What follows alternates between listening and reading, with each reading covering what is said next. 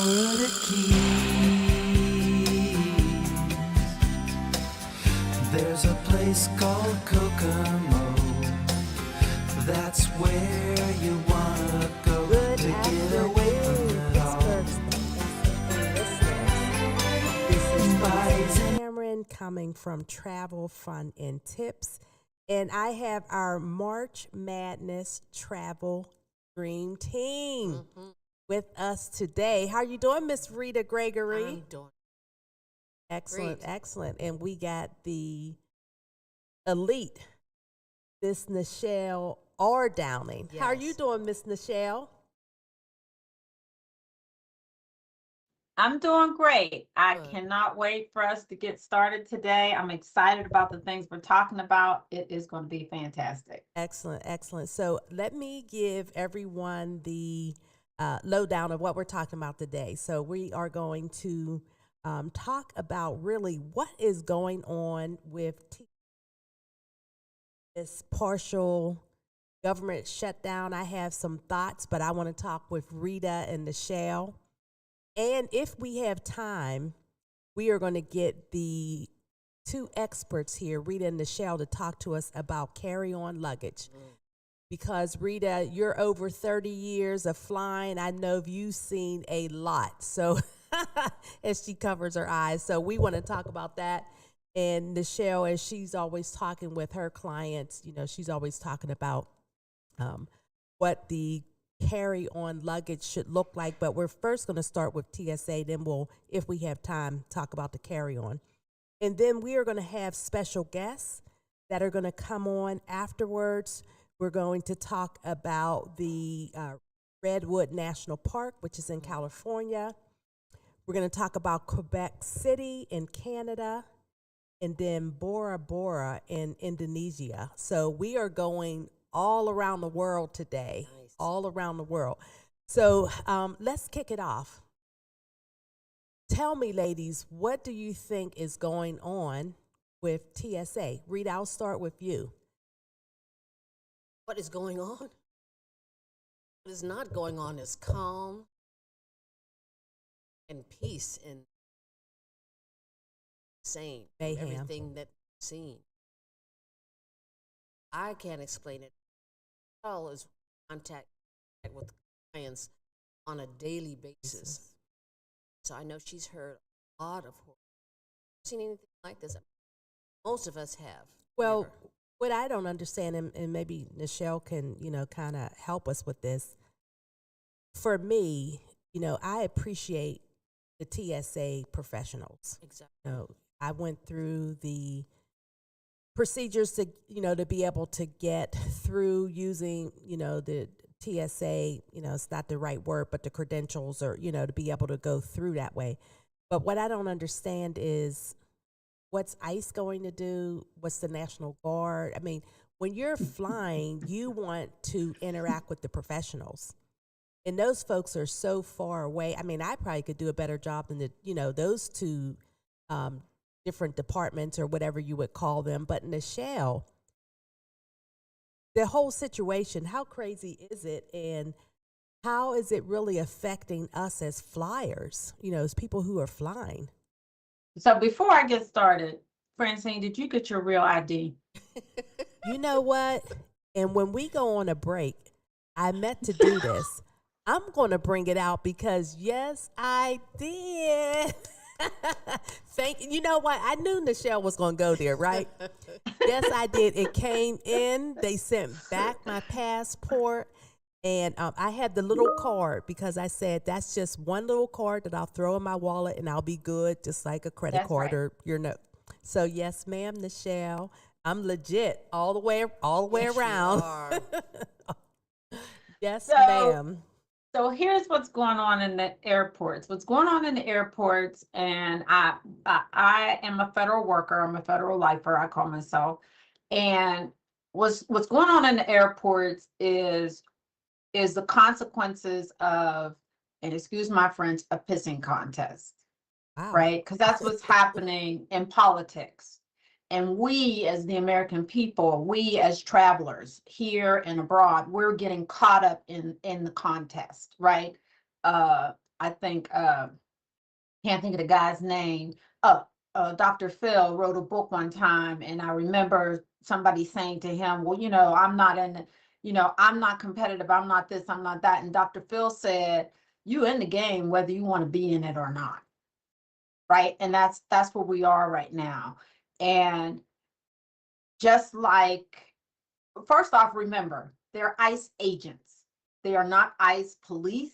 They are agents, right? They do have a certain authority, but technically on paper, they are border patrol, right? That's what Right. that's That's not their our thing. airports. Right. However, we have special people running the country right now. Thank God they're not running the world, but running the country right now.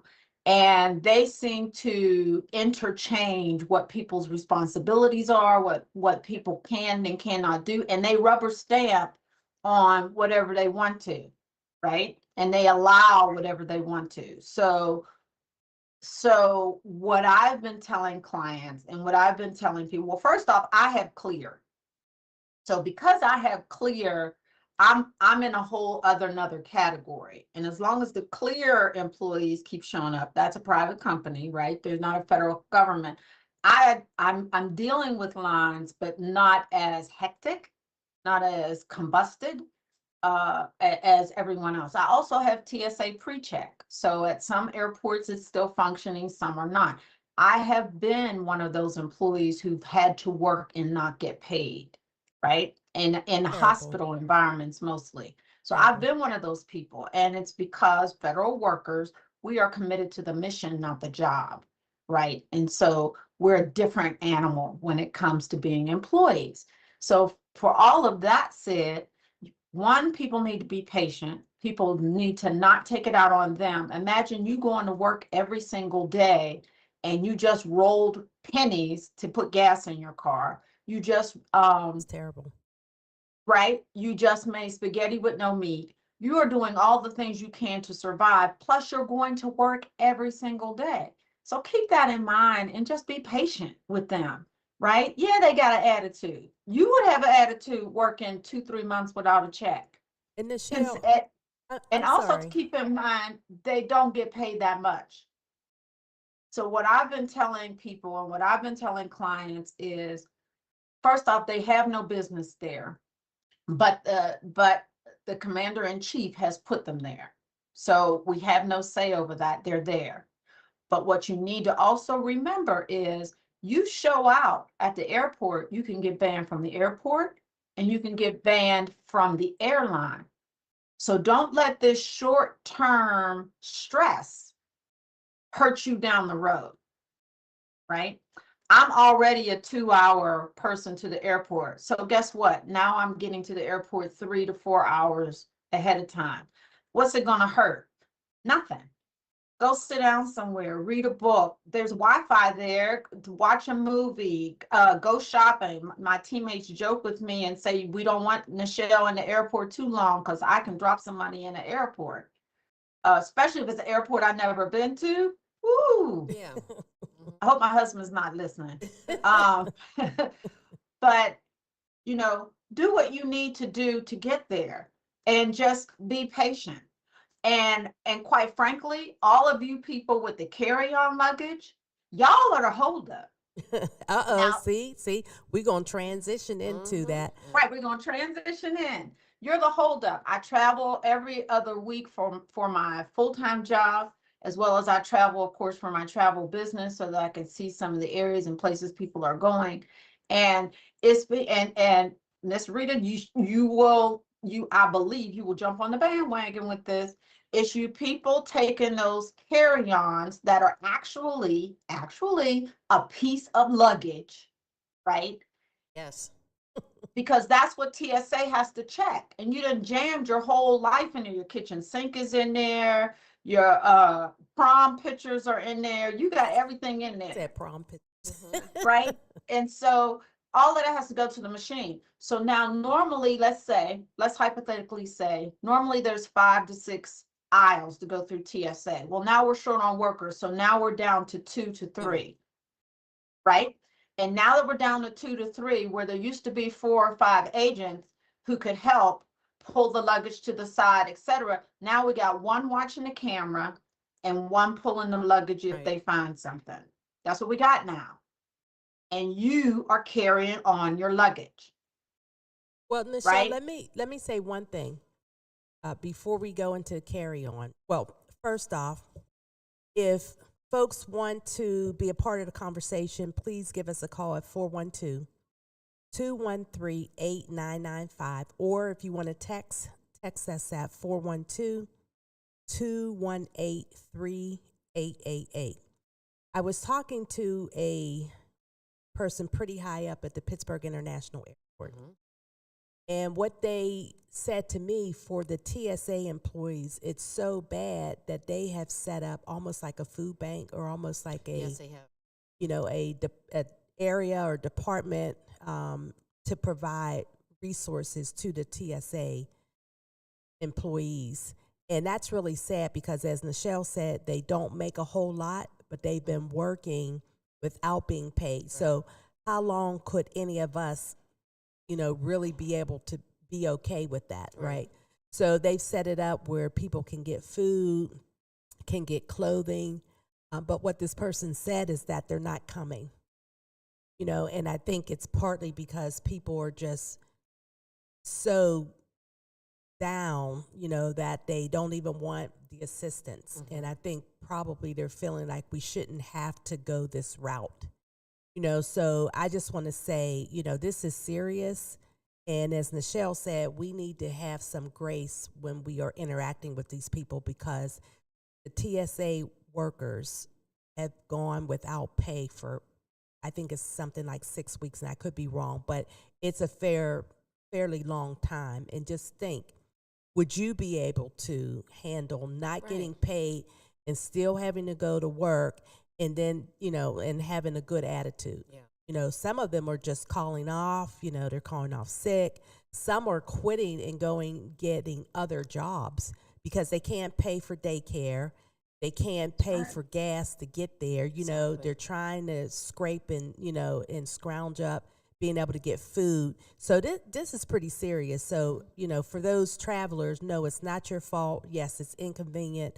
But at the end of the day, these are people. Right. These are our family, friends, colleagues. You know, there's probably someone that you know that knows a TSA professional. So, you know, let's have some grace. Let's put some prayers out there and hope that the folks in Washington get themselves together, because it's just not right. You know, it's just like one thing after another, you know, coming at us. But again, let's just remember these are people. And then in terms of what Nichelle and Rita are talking about in terms of the carry-on, there are standards in terms of how big they're supposed to be. You know, and Nichelle and Rita, I agree with you. It's getting ridiculous. I remember being on a plane and somebody had a big old carry-on, and I was like, that should be something underneath the plane. And then they almost put their luggage on top of my carry-on that had my laptop. And I was like, oh, this is not going down this way because, you know, I can't have your big old bag on my little small bag crushing my technology, you know, and I specifically put it up there because, you know, I wanted to kind of decompress. I didn't want to work while I was on the flight. I just wanted to kind of relax. So I put it up there so I would have, you know, room for my legs and everything. But the people they're coming on with just unrealistic pieces of luggage. So let's go back to the beginning. Actually, a carry-on was supposed to be just that, a carry-on. You put your medications in it. Maybe you put a little bit of toiletries, brush your teeth when you get off the flight, and maybe one change of clothes, maybe a blouse or what have you for the just in case, a book, this, that, and the other. Now, fast forward, we're in technology age. So people have an iPad in there, they have their laptop with them, etc. But it's supposed to be a carry-on. That's how it all initially started. It was just supposed to be this carry-on that had a few items in it so that while you're traveling 3 hours, 4 hours, etc., you would have these other things that you may need. It was never intended to be another way that you could get your kitchen sink from here to Idaho. Like that's not what it was intended to do. But that's what people are doing. And that is also why some of the airlines now are charging you for a carry-on. Right. So you were taking the carry-on to save money, but now they're charging you for the carry-on. Well, I don't want to wait for luggage. I don't want to wait for my luggage when I get there. The way these airports are set up, you got to walk 8 miles anyway to get to any type of ride share, rental car, That's shuttle, true. somebody picking you up. So what's the difference? You're already going to be down there. And by the time you get there, in most of the airports, I've only had to wait at a couple places. At most of the airports, your luggage is, by the time you walk that 8 miles, your luggage is there. In fact, people are so concerned oftentimes when they're transferring from one plane to the Oh. other, and there might be they think baggage is not going to make it, but in essence, 9 times out of 10 it does. Trust me, your baggage will get to the plane before you do. Walk from one That's right. concourse to the other. It makes it to the flight, unless there's been some glitch in the downline station. But I've had issues with my flight before, and my luggage has gotten to the Absolutely. city before I did. Well, one of the things that the airlines are pretty clear on, if you go online, they tell you exactly the size that the carry-on is supposed to be. Right. Now, I know a lot of us don't do that. I mean, we did the research for the show here today, but just as an example, if you're flying on a U.S. airline, the carry-on is supposed to be 22 inches high, 14 inches wide, and then 9 inches in depth. And that's including the wheels and the handle. Right. And if you think about that, that's not very big. And I know now, that the airline professionals, they had, you guys, Rita, had this down pat. I mean, Yeah. you would have your little, your little baggage, and you guys, would have everything that you needed. Now, there are some differences depending on like where you're flying or who you're flying on. Like Southwest, theirs is a little bit of a bigger bag, but not too much. So as an example, it's 24 high, 16 wide, and 10 depth. But again, we're getting to the point now that we were trying to save money by having the carry-ons. Right. Now we're going to end up paying more because people have gotten ridiculous with these carry-ons. Then too, they think that the mentions that you give are just for the case itself. You gotta include wheels on the bottom. There are some That's what it companies says. that make the wheels extend so far out away from the suitcase. So you can't get your suitcase into the overhead bins comfortably to allow space for other passengers. So that creates a problem. So then you have that continues to roll over and makes it board the plane timely fashion. So to get all of the baggage. For flight attendants, we were taught that, to use 727. So suitcases were 27, and that usually gets into the over. Standing on its side, not just straight sides, you can get like 4 suitcases. So that was the norm, but that, like I said, that includes as well as the wheels, and if the so, but 27 inches total. Well, and I know folks aren't, trying to go and measure, but I mean, when you purchase your luggage, sometimes it does have the measurements in there. Yeah. But the point is, sometimes it takes so long for you to get on, get to your seat and be able to put your luggage up there because of so much of the luggage that people are bringing on. Now, I've been on flights where, as you were walking down, they were stopping you saying, no, we have to check.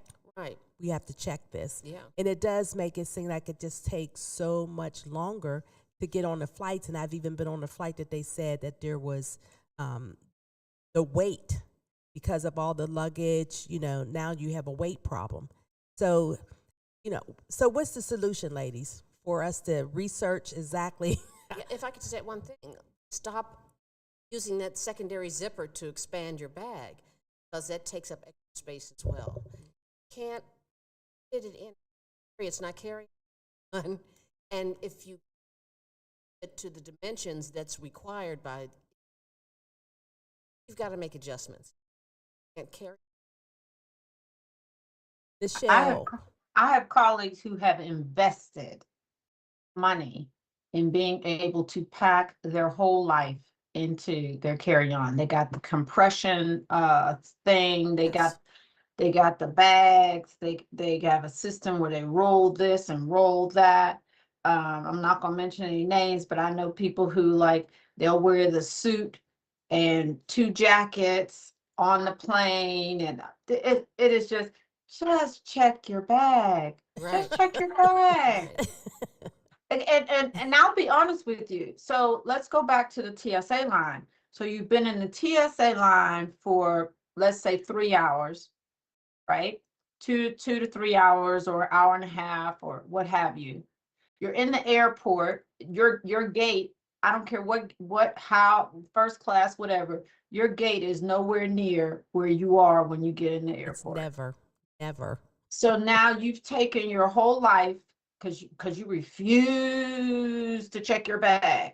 So you've been lugging it along in line in the TSA. TSA pulled you to the side because you packed it so tight. There's something that came up on the radar. So now you got to wait for that. Now you're headed to your gate. That's another 2 hours, right? And you're walking and all this stuff. Why are you schlepping your whole life through the airport like that? Like what kind of, I'm a firm believer in your vacation, your travel begins from the time you leave your door. Thank you. Why, if I'm traveling, why am I adding that to my trip? How is that a vacation? How is that a getaway? How is that, oh, I'm going to visit my family and I'm so excited. By the time I get there, I'm irritated, pissed off, exhausted. Okay, I need a moment to myself so I can gather myself because It's Right. exactly right. because the airport is going to be what it is, but why add that burden to your travel?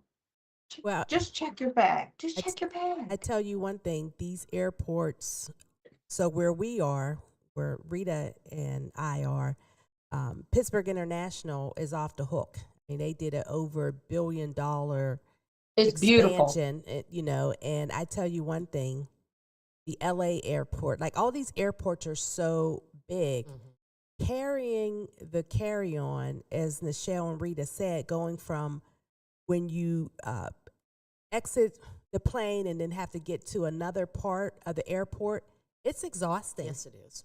And when we were last year, September, when we were in LA and had that, I mean, that LA airport is no joke. Beverly. And so just to be able to get to where we came in and then, had to go to our connecting flight, we had one carry-on, but it was a pulley and it was small. I couldn't even imagine having that much. And then on top of it, they changed our flight, so we had to go to another location, not even the original location. So, having all that, it's just exhausting. And for some people, it's challenging enough to walk so far, but to have all this carry-on luggage, I agree with you, Nichelle. Just check it. Just check it. Well, ladies, guess what? We have 1 minute. Oh.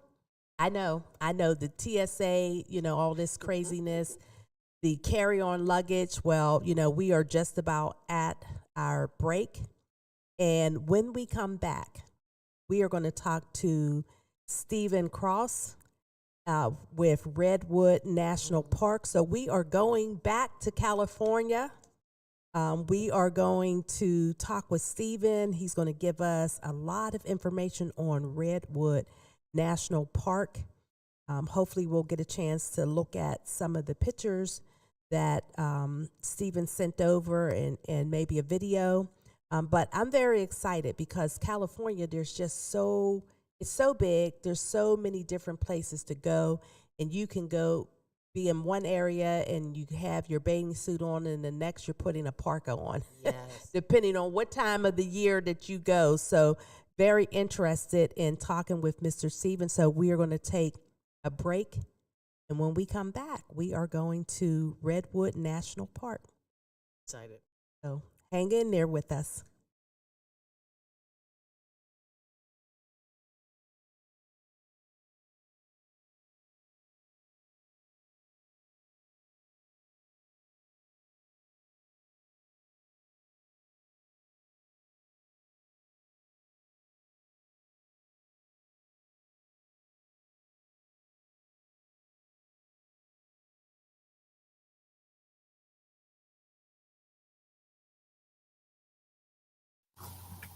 Looking for a cost-effective way to help increase your company's bottom line?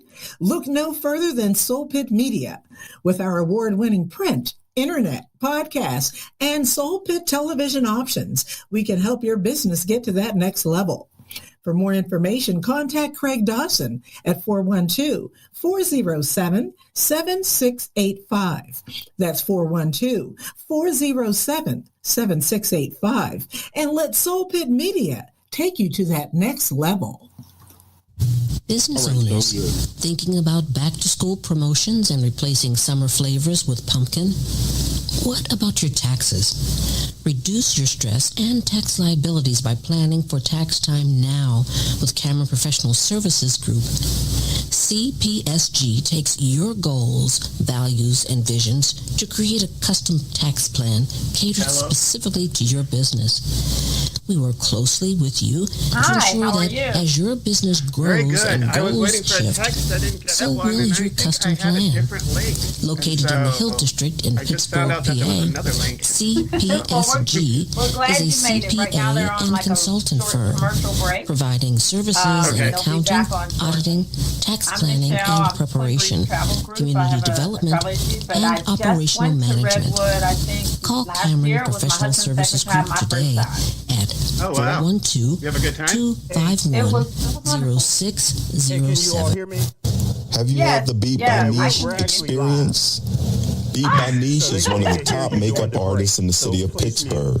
She's touched the face of Cardi B, Love and Hip Hop personalities, and various Steeler wives. If you have not sat in her chair, what are you waiting for? Visit beatbyniche.com to schedule your special makeover for all occasions: weddings, graduations, proms, photo ops, and more. Visit beatbyniche.com and experience the touch of excellence.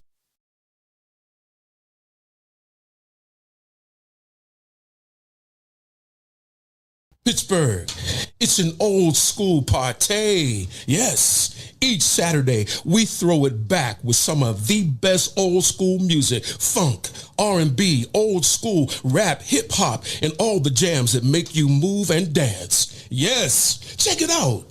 Each Saturday right here on Pittsburgh's DSEN. All the old school jams, 6 to 11 p.m.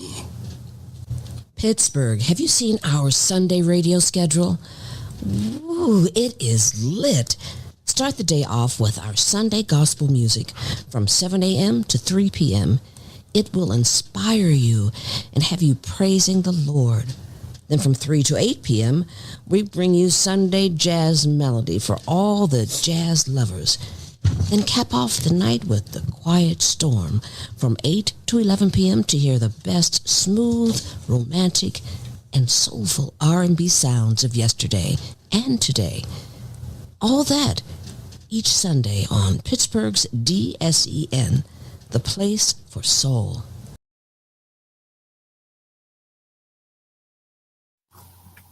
Looking for a cost-effective way to help increase your company's bottom line? Look no further than Soul Pit Media. With our award-winning print, internet, podcast, and Soul Pit television options, we can help your business get to that next level. For more information, contact Craig Dawson at 412-407-7685. That's 412-407-7685. And let Soul Pit Media take you to that next level. Business owners thinking about back-to-school promotions and replacing summer flavors with pumpkin? What about your taxes? Reduce your stress and tax liabilities by planning for tax time now with Cameron Professional Services Group. CPSG takes your goals, values, and visions to create a custom tax plan catered specifically to your business. We work closely with you to ensure that as your business grows and goals shift, so will your custom plan. Located in the Hill District in Pittsburgh, PA, CPSG is a CPA and consultant firm, providing services in accounting, auditing, tax planning and preparation, community development, and operational management. Call Cameron Professional Services Group today at 412-251-0607. Have you had the Beat by Niche experience? Beat by Niche is one of the top makeup artists in the city of Pittsburgh. She's touched the face of Cardi B, Love and Hip Hop personalities, and various Steeler wives.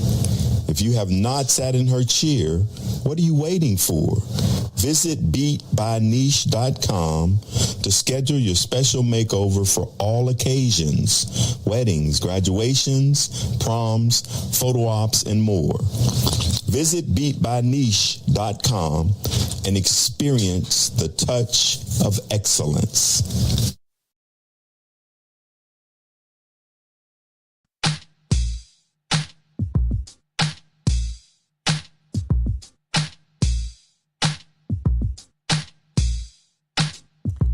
Hello, this is Francine Cameron. I'm here with Rita Gregory and Dale Downing. We are coming to you on this Saturday, Travel Fun and Tips. We just got done talking about TSA, carry-on luggage, and so a lot to talk about. As Rita said, we could have a whole show on both of those topics. Exactly. But we are going to California. And we are going to Redwood National State Park, I think is the official title. And we have Mr. Steve. Steve, pronounce your last name. Krause. Make sure we get that Krause. right. Krause. Okay, It's I Krause. did. Okay, I did say it right. And then Steve is the park guide and interpretation. Mm-hmm. And so, what exactly does that mean, Steve? And welcome to the show. Yes, welcome. Well, thank you very much for having me. So when you're looking at a national park, there's a lot of different divisions. You have the people who are the foresters, the wildlife biologists, administration, maintenance, law enforcement. Interpretation, we're basically the face of the park. We are at the visitor centers, interacting with our guests, giving them advice where to go. And so this is great. I get to do exactly what I do for you today. Excellent. Well, thank you for being here. So California is so big, it's so diverse. Where exactly are you located? So we are on the extreme northwestern portion of California, close to the Oregon border. My visitor center, which is in the south part of the park, is probably about an hour and 20 minutes away from the Oregon border. So we're way north of San Francisco.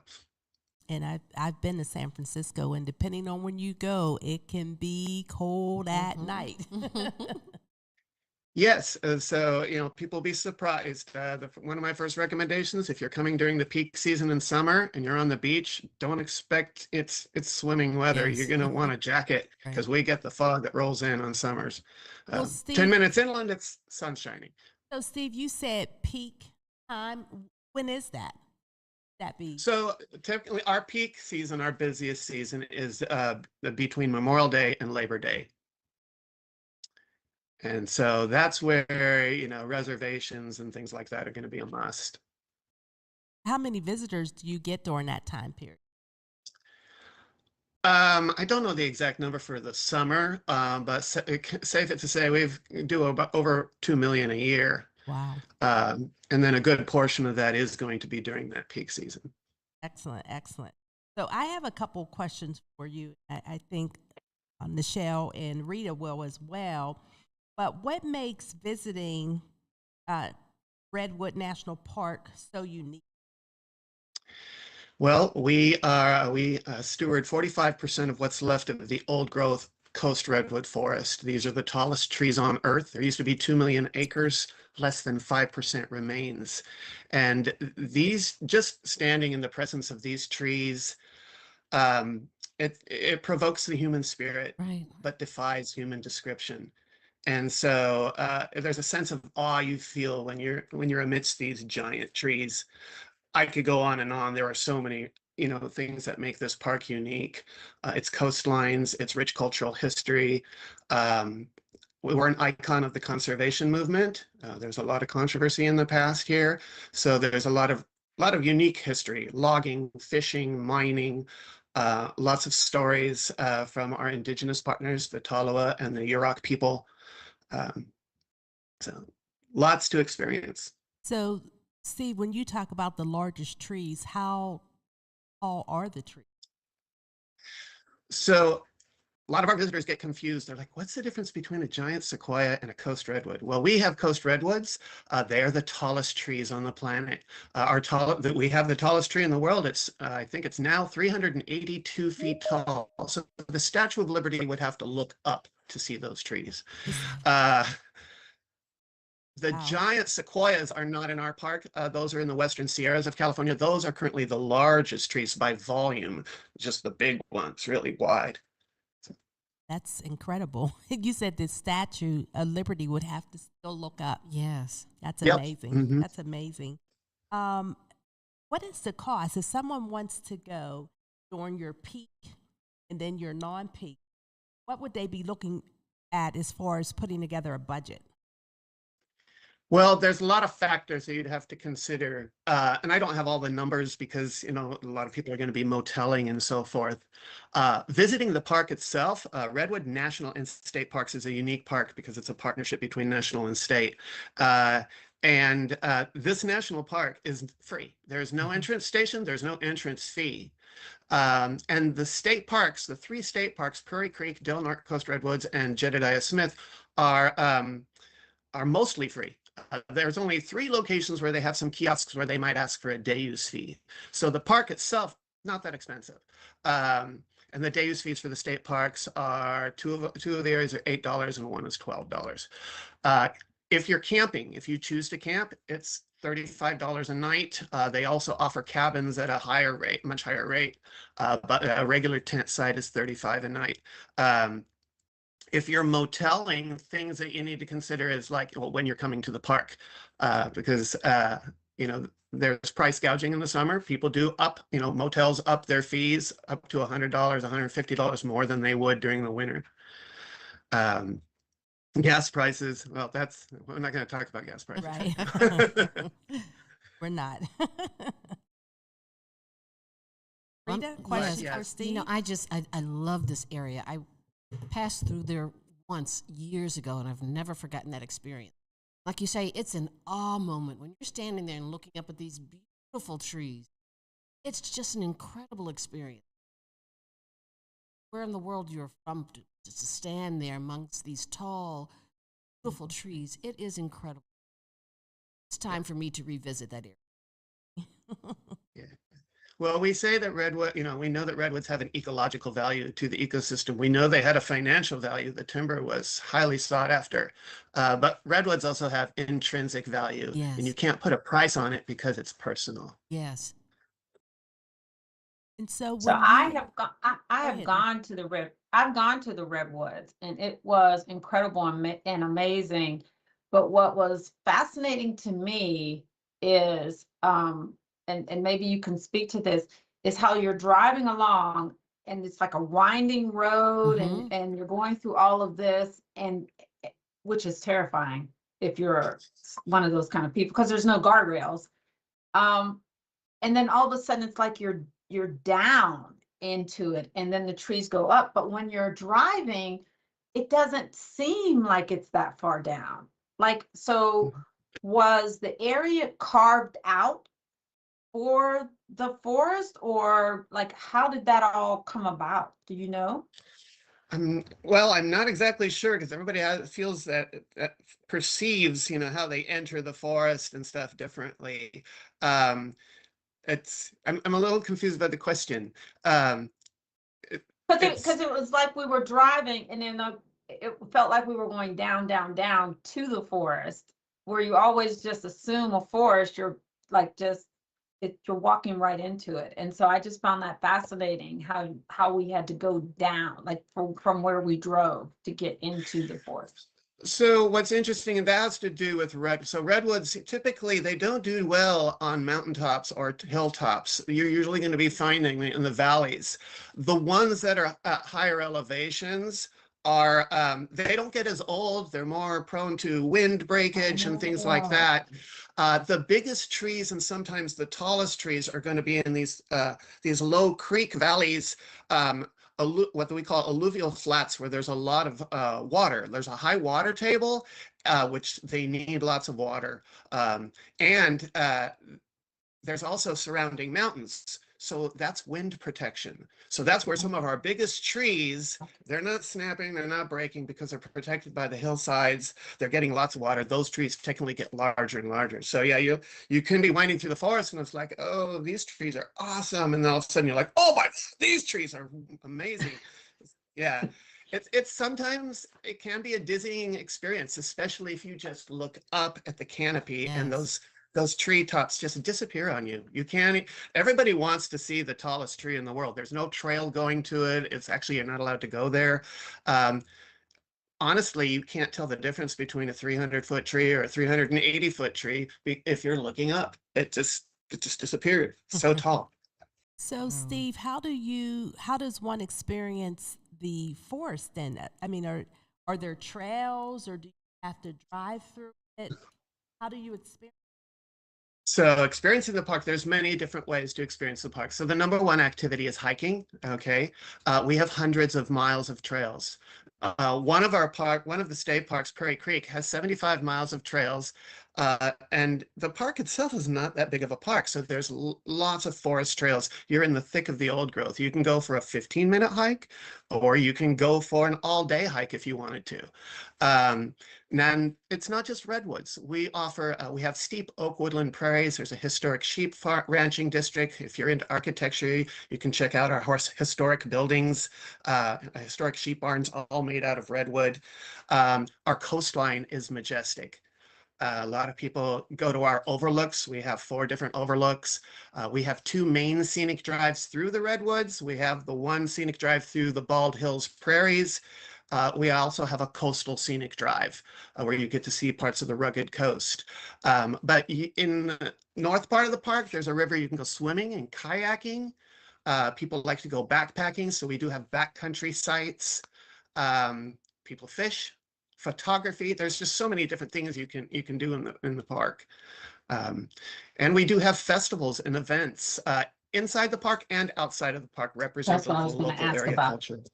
I was going to ask about events. What is like coming up? So what is this? This is March. We're going into April and May. Are there any events in April and May? So the first Saturday in April is Run in the Redwoods. It's a marathon fundraiser that we have at Prairie Creek. First Saturday in May is May the Forest Be With You, and we celebrate the Redwoods and Star Wars. And so that's a fun event. Between October and May, from October 1st to May 1st, the first Saturday of each month, we close one of our scenic drives for Hike and Bike Day. So a lot of local area residents come here and they bring their all different kinds of bikes, skateboards, whatever. And then sometime in summer, we don't have a date yet. We have a Junior Ranger Fishing Day, Junior Angler Day, where we invite anybody who has a fishing pole, bring your kids. We have rangers. We partner with Fish and Wildlife, and we have an event where the kids get to go fishing for perch.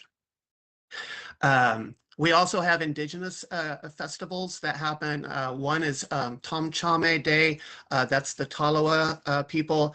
They host that at Jedediah Smith Redwood State Park. No confirmed dates, usually around June.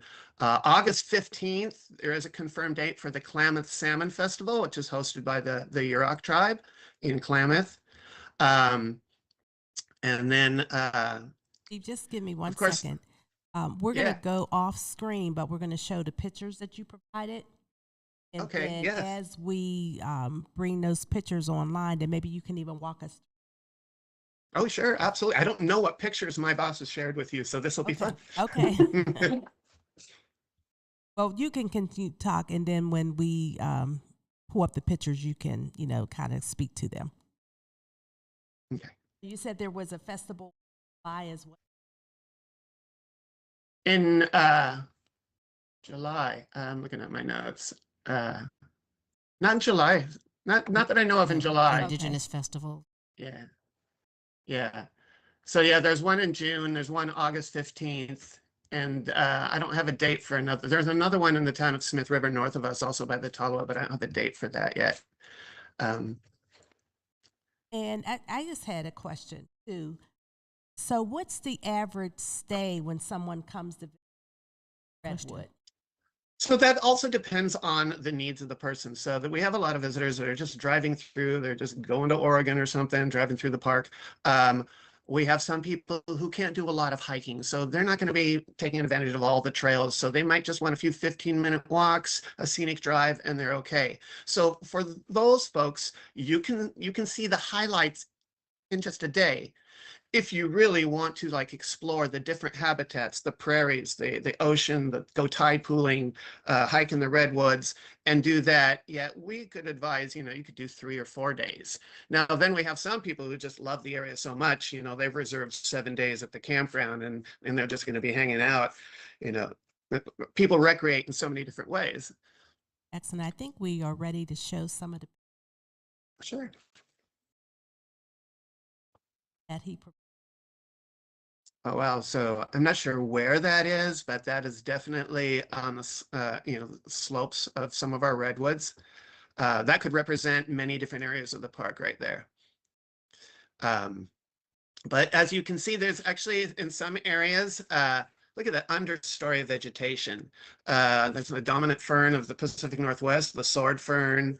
And it's not just redwoods, there's other trees, Douglas firs, Sitka spruce, tan oaks, rhododendron. There's a lot of beautiful understory vegetation. And if you imagine just looking at this picture, a lot of people might expect to hear lots of birds singing and things like that. Sometimes it's just deathly quiet. Really? It's a Wow. beautiful, yeah, it can be just utterly silent. And it's really great place to collect your thoughts, meditate. And how would you get to that particular? So an Would you area have to like this, hike miles to get to it? no. So there's areas here, like a view like this, because this, I'm not sure where this was photographed, but this is very representative of areas throughout the entire park. And so there you could see something like this within just like, maybe a 15-minute walk. It might not be a slope, it could be flat land, but the trees, the immensity of those trees, you can experience that. Actually, right next to the Prairie Creek Visitor Center is right next to the old growth. And so you can walk 2 minutes and you're in the big trees already. Picture? I got a picture behind me in my background. I saw That's that. Yeah, very nice. That's at Prairie Creek Redwood State Park. That's on the Carl Knapp Trail. They have 2 trees fell down, and instead of removing them from the trail, they just carved holes through them. Can I just enter while you guys are pulling up the picture? Can I just say that when we went in September. So it was for me, I'm an 80-degree person, so it was a little chilly for us. And we drove down, we parked, and we walked through it. And to me, you have to walk in it.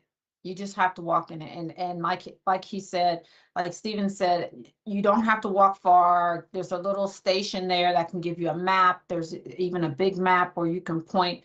But I think maybe we spend an hour and we didn't, I didn't have on hiking shoes. We didn't plan to hike, we just wanted to see it. And even just in that hour and we walked those little few trails there. There's placards explaining to you what's going on and what the trees are and the vegetation. And like that tree you saw with all the vegetation on it, like everything is right there. It's not like at the zoo where there's plexiglass between you and nature. There are a few areas where they just don't want you to go, just because it could be dangerous, you could fall, etc. But just in that hour or so, like you truly feel, and since we're in the Lenten season, I'll just say it, you can truly see God's hand in what God does. Yeah. Right. It was just amazing. And how I'll tell you something else that was incredible, which you didn't really speak to, is how quiet it was. Like we weren't the only people there, but there was just everyone just had such a peace about them. and the forest has such a peace. It was just, there's no words for it. Right? It's one of those places where the pictures are great. Steven talking about it is great. Rita has been, and she'll tell you, like, you have to experience it. You just have to. I have another photo, and this one looks one extreme to the other. This is the Yeah, so the coast, yeah, so our coast is pretty rough. You don't want to go swimming here. You can go swimming in Southern California, Northern California, 20 minutes, hypothermia will set in. So you don't want to do that. And our coastline, so once you're north of Mendocino County, we have active geology. So about 50 miles offshore, the ocean plate's going under to the continental plate, and that's still raising our coastal mountains. What you're looking at right now is what we call the tide pool ecology. And those orange and burgundy colored sea stars there, they're the same species. They just have two different color variations. And this is one of the popular activities a lot of visitors ask about is where can I go tide pooling? And we have these isolated spots, Wilson Creek, Endert's Beach, Crescent City, and then sometimes outside of the park at other parks, there's some great tide pooling locations. So you ask the rangers at the visitor center, hey, when is the low tides? So we can, march out on the rocks and see what we can find. Sea anemones, sea stars, sea urchins. It's fun. There's so much to discover in these little pockets in the rocks when the ocean goes out.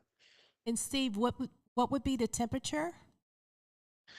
The temperature, let me give you we have a very shallow gradient between winter highs and lows and summer highs and lows. Summer, you're looking at lows in the 50s and highs in the upper 60s. If it's 80 degrees, that is a heat wave for us. That is, then the redwoods will feel like Florida because of the humidity. It's normally just in the 60s in the summertime. Now, wintertime can range anywhere from get really cold. I mean, rarely do we get snow. Sometimes we'll get snow, but it doesn't last. So winter lows average in the high 30s, 40s, and then the winter highs are in the high 50s. So yeah, it's not, it's not like Pennsylvania. Right. Beautiful. We had 80 like last week for a day, and then it dropped down to the. So one more picture. Wow, that's a nice one too. So it's interesting. The closer you get to the coast, the more lush the understory vegetation on which the trees becomes. If you go further inland to almost the limit where redwoods don't like it anymore because it's getting too warm, that's also typically where you find your taller trees. And here, I mentioned the Bald Hills Prairies. So if you come in, usually from April to May, sometimes we'll have an incredible lupin bloom in the Bald Hills. And a lot of people come up here, a lot of locals come up here with family, and the first thing they ask at the visitor centers, are the lupin blooming? Because we want to go up there. Sometimes it's a boom, sometimes it's a bust. It just depends on the season and the weather. But yeah, to see these oceans of blue, in these steep oak woodland prairies. Yeah. And there you see some people recreating on bikes. That would be really, really. Well, Steve, Yes. if you could give us the Redwood National and State Parks social website, we are going to be wrapping up, but we want to just thank you for sharing this beautiful location with us, and listeners and our audience to go out to your website and definitely put this on their bucket list. Absolutely. Yeah, I welcome you all. And so there's a few things I really would like to, because I wrote a lot of notes for this. And so I wanted to make sure, first of all, the website is for National Park Service. It's nps.gov/REDW. That's the acronym for our park. Redwood. So, but I also urge visitors to, when they look at that website, there are drop-down links, and one of those links is publications. And if you hit that link, it's going to give you access to our visitor sides, all our bear safety, wildlife safety, everything that you can imagine, a lot of information that you can download, you can print out at home. I also recommend the NPS app that you can download on your phone. Almost every national park is on that app. And what you can do is it'll give you the option to search for a park. So you find the park you're interested in, and then you can download the information from that park onto your phone for offline use. Because one thing to consider, our park, horrible cell phone reception. Don't use Google Earth in our park. They will lead you astray. They've made some mistakes in our park. And so we urge you, the first thing you do when you get to our park, check into a visitor center, get the latest updates. We look at the hard copy map. We can show you exactly where to go. Because our park is a little confusing. Where does the national park begin and the state park end, or vice versa? Where's an entrance station? We don't have one. Oh. So yeah, a lot of people expect to see an entrance station. They're not going to see one. Steve, could you repeat so that? do some research before you go. Could you repeat that email address again? nps.gov/? Yeah, www.nps.gov/REDW. And if you just Google Redwood National and State Parks, that should be one of the first websites that pops up anyway. I saw that. Yeah. Yeah. I also, if anybody wants to camp in the summertime, reservations go from April 1st to November 1st. And during the summertime, all our campgrounds are reservation only. There is no first come, first serve. Now, during the off season, it's the direct opposite. Everything goes to first come, first serve. So yeah, you need to plan ahead. There's also a few day use areas in the summer. Fern Canyon is a highly sought after place. It's a narrow slot canyon with ferns. You need a parking permit, and that is a different website to reserve those. And so that website is actually redwoodparksconservancy.org. And then there's, for anybody who wants to do backcountry camping or take advantage of our brief kayaking program in the summer, or they want to go to the Tall Trees Grove, it's the same website, the Redwood Parks Conservancy. You need reservations for all of those things. Excellent, excellent. Well, Steve, thank you so much for thank your boss for sending over the beautiful pictures and walking us through it. I think you'll have quite a few of us coming out to visit. Well, I'm based out of the Kegel Visitor Center in the south part of the park, where we have 4 visitor centers, and during the summer we actually have 5, and we'll all open 9 to 5. Excellent. And Steve, thank you so much for being here. We appreciate you, and don't be a stranger. Continue. Oh no, to, okay. I need to go to the Northeast sometime. I need to get one of those beautiful fall experiences. Excellent. I don't get that here. Well, we'll welcome you for sure. Nichelle was actually in Denver. So anytime, you're welcome. More than welcome. Thank you very much. Thank you so much. Enjoy the rest of your day. We appreciate it. You too. Have a great weekend. Thank you. Bye-bye. Bye. Ladies, of course, Nichelle and Rita have been there. Absolutely beautiful. And I looked on the map to see exactly where they were in California, so I knew they were pretty far north of San Francisco. Wasn't exactly sure, but what a wonderful place to go, and to be able to see, God's beauty, God's hand for sure, and I thought it very powerful that the Statue of Liberty would even have to look up. Yes. That's a very good analogy. Yes, very it good is. to kind of give you a sense. Well, ladies, we're at the end. Actually, we're a little bit past our break, but we're going to take a short break. And when we come back, we're actually going to have Pascale from Quebec City. We're going to Canada. Talk about the wonderful city of Quebec. So we're going to take a short break, and don't go anywhere. And when we come back, we'll continue our conversation, traveling the world.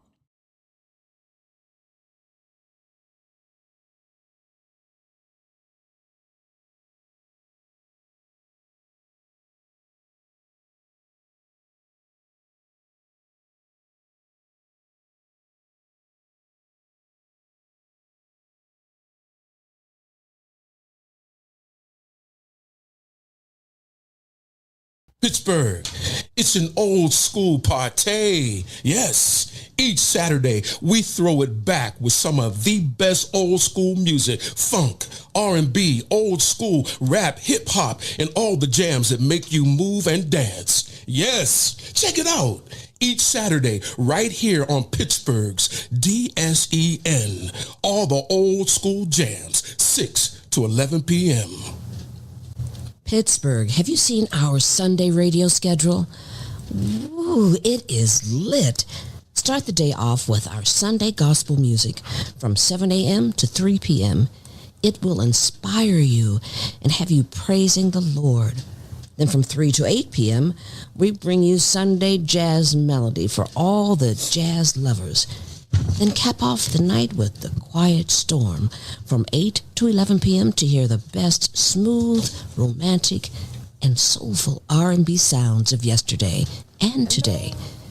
All that each Sunday on Pittsburgh's DSEN, the place for soul.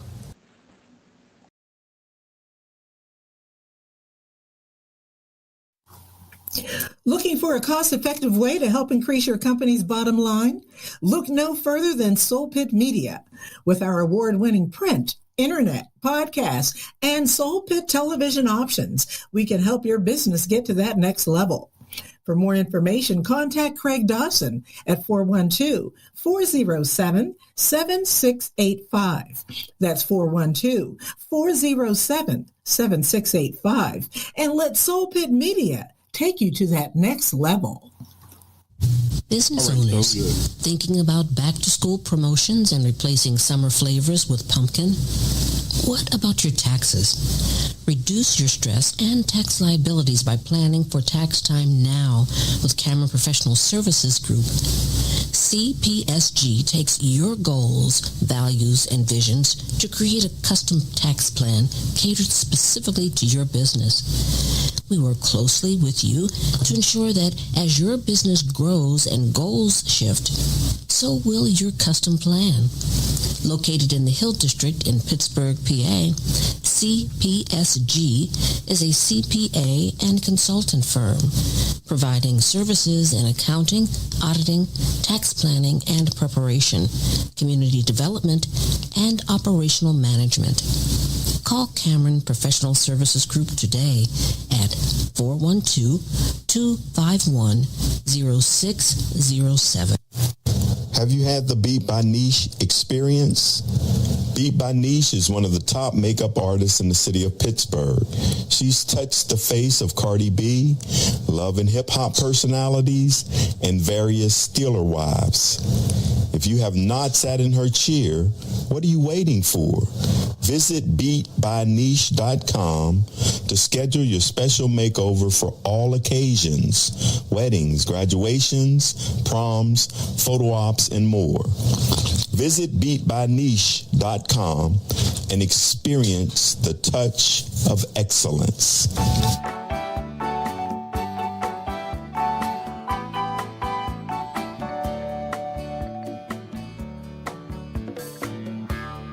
Nibbling on sponge cake, watching the sun bake.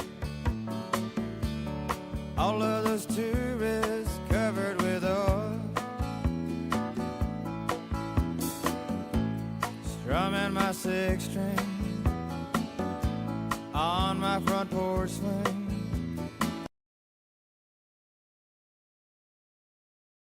Hello, we are back. I'm Francine Cameron, along with Rita Gregory and Nichelle Downing of Travel, Fun, and Tips.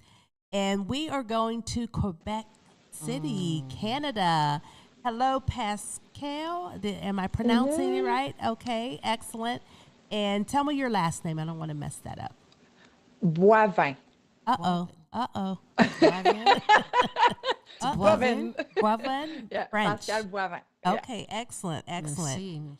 And Pascale is the account executive for media relations and business development for Quebec City. Welcome today, Thank you. Pascale. Thank we you are for glad having to me. have you. Yeah, Excellent. I'm glad too. Excellent. What we want to do is have a conversation and learn about your great city. So we have just a few questions for you, and then thank you so much for sharing your photos. We'd like to be able to display those and have you kind of walk us through it. So the first question I'll take is, what makes visiting and vacation in Quebec City unique? Unique. First of all, I think that Quebec is one of the most unique destinations in North America. It's the only fortified city in north of Mexico. It's a UNESCO World Heritage Site. You really truly feel that you're stepping into a charming European village without going to Europe. So I really truly think that it's a great option to have an experience feeling a bit of the Europe without having to have the jet lag to go over. So that's really what makes a special. And it's also the mix of old world architectures and the French speaking culture, as you can notice with my French accent. We do also have vibrant festivals and the warm hospitality. Visitor can of the city feels magical with the cobblestone street, historic buildings, breathtaking view over the St. Lawrence River. I really truly think also that we have 4 seasons, and every season has something different to offer.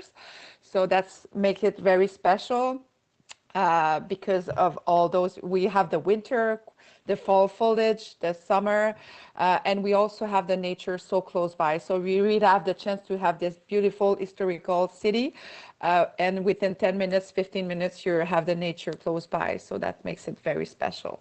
Excellent. And then I just have a question. How is it that Quebec is a French-speaking city? How, you said, how are... Yes, how did that come about? Oh, it's because we have been, with all the war and everything, we have been, I don't know the word in English to say, but we were the new France. So that's people like the French that came that was owned from we were British at the beginning. So that's also why we have this the mix of architecture with the British and French, because that's the French, that's why we were named like a new France, because that's the French from France that came to our territory, and we became like that. And we also are the only province that we still speak French compared to the old Canada. And Quebec City itself, it's really French. It's more than 90% people are speaking French. Even comparing to Montreal, for example, Montreal is so close. Yeah, Montreal is so close by. It's about 2.5 hours drive or 3 hours train. It's still the province of Quebec, but also it's sometimes confusing of province of Quebec and Quebec City. So we are part of the province, but we also Quebec City and the capital of the province. But in Quebec City itself, that's really where you have the more people that speak French, because in Montreal, it's still French, but it's more like multicultural. So you have more people that sometimes they are just speaking English. You cannot really have this kind of experience when you're in Quebec. But I have to say that even if we speak French, you will be well received and welcoming, and people always want to talk to you in English. And if we don't find the words, we will find a way to help you out. People are really welcoming. You won't have any issues, even if you don't speak French, to visit Quebec. Particularly in the old town, because the touristy place, people are speaking in English everywhere. When you visit the museum, the boutiques, the hotels, people are speaking English with an accent, but we can you can be well understand everywhere. Excellent. That was going to be my question. So how will listeners be able to really enjoy Quebec City if they do not speak French? Because I do not. I know a few words, very few. I like to say that there's no difference, to be honest, because we are like an international destination. So we are used to have a visitor from all over around the world. Like in North America, we are like the same. For us, we are all on the same place, and we are part of the Canada. So Canada is mostly English. So it's there. You don't have any issues coming to visit Quebec City. The only thing is that you will really feel that you're in Europe. Because you will walk around, you will see some terrace and like French singer.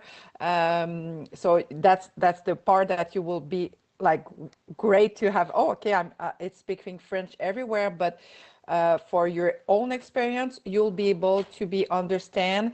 And also, I like to say that now with our cellular, if you have an issue, you can find out the word that you're looking for really easily. Yeah. But to be honest, and just to give you an idea, even if we're a French city, at school, we're starting to learn English right at the beginning in grade 1. At my time, I was starting at grade 4. So I have to learn more like throughout my life. But my son, for example, now is just starting in grade 1. So they are used to be in English all the time, and also with Netflix and all the application, Yes. they are, that's this generation that now work on the boutique and restaurants, so they are better than us either. So Absolutely. that's why you don't really have like any problem. If you're going to the region around, for example, Charlevoix or the Orléans Island, where it's more like rural, you might have some people that are having some problem, but they will be so welcoming and trying to do their best to help you out. It's just like sharing things that it's not just I'm not speaking English and I cannot help you out. We are really welcoming, so we are trying our best to help you and talk to you. But it's just like in Old Town, no issue at all. If you like going a bit further, it can be challenging sometimes, but it's just always with a smile and I think like trying to give you the best that we can for sure. Excellent. And I think we had a photo display. And if you could tell us what we're looking What it at. is?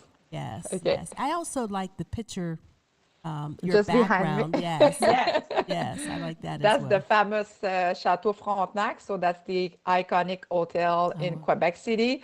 That's one of the most photographed hotel in the world. Really? I think it's really the masterpiece of Quebec because it's been there since 1893. It was used to be an hotel since the beginning, so they just have increase the capacity. And it's a Fairmont hotel. So even if you're not like, it's a luxury hotel, I have to say, but it's also a place, it's a must visit. So while you're in downtown, you need to come to visit. They offer like tour of the hotel. You can go for an afternoon tea during the afternoon. That is really great to just have a very nice experience. That's one of the most photographed hotels in the world. And what we can see on the picture, it's one of the gate, because Quebec, as we mentioned, it's UNESCO World Heritage Site, but it's also because we still have the fortification. It's a walled city, so the only thing is still the same fortification that it was used. The things that they changed is just the gates, because in the past they were really closed because it was carriage.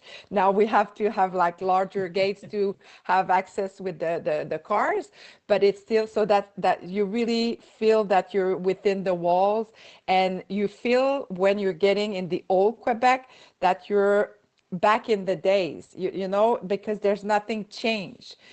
You're not allowed, because it's a UNESCO World Heritage Site, you're not allowed to build new buildings or contemporary buildings or big, it's still, you feel that you're in the 17th century.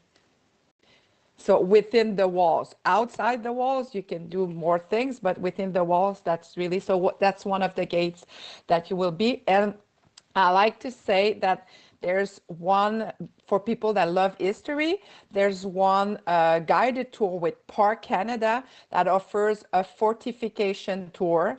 So you can really walk through the 4K. There's 4K in total of fortifications. So you can really learn more about all the history. You can find some places that even when I did the tour, I found out places that I didn't know about it. And I walked there so many times. So it's very interesting for history lovers to have like a tour of the fortification. This is Montmorency Falls. So Montmorency Falls is about 10 to 15 minutes drive from downtown. It's the fall is higher than Niagara Falls. We are, Canada, people know about Niagara Falls. Yes. Niagara Falls is large, but the Montmorency Falls is higher. And what it makes it so special, also, it's really a natural site. It's part of CPAC. So all the national parks and wildlife reserve is CPAC, so it's a part of government. So it's it's just, we keep it natural. We don't want to have any things around it.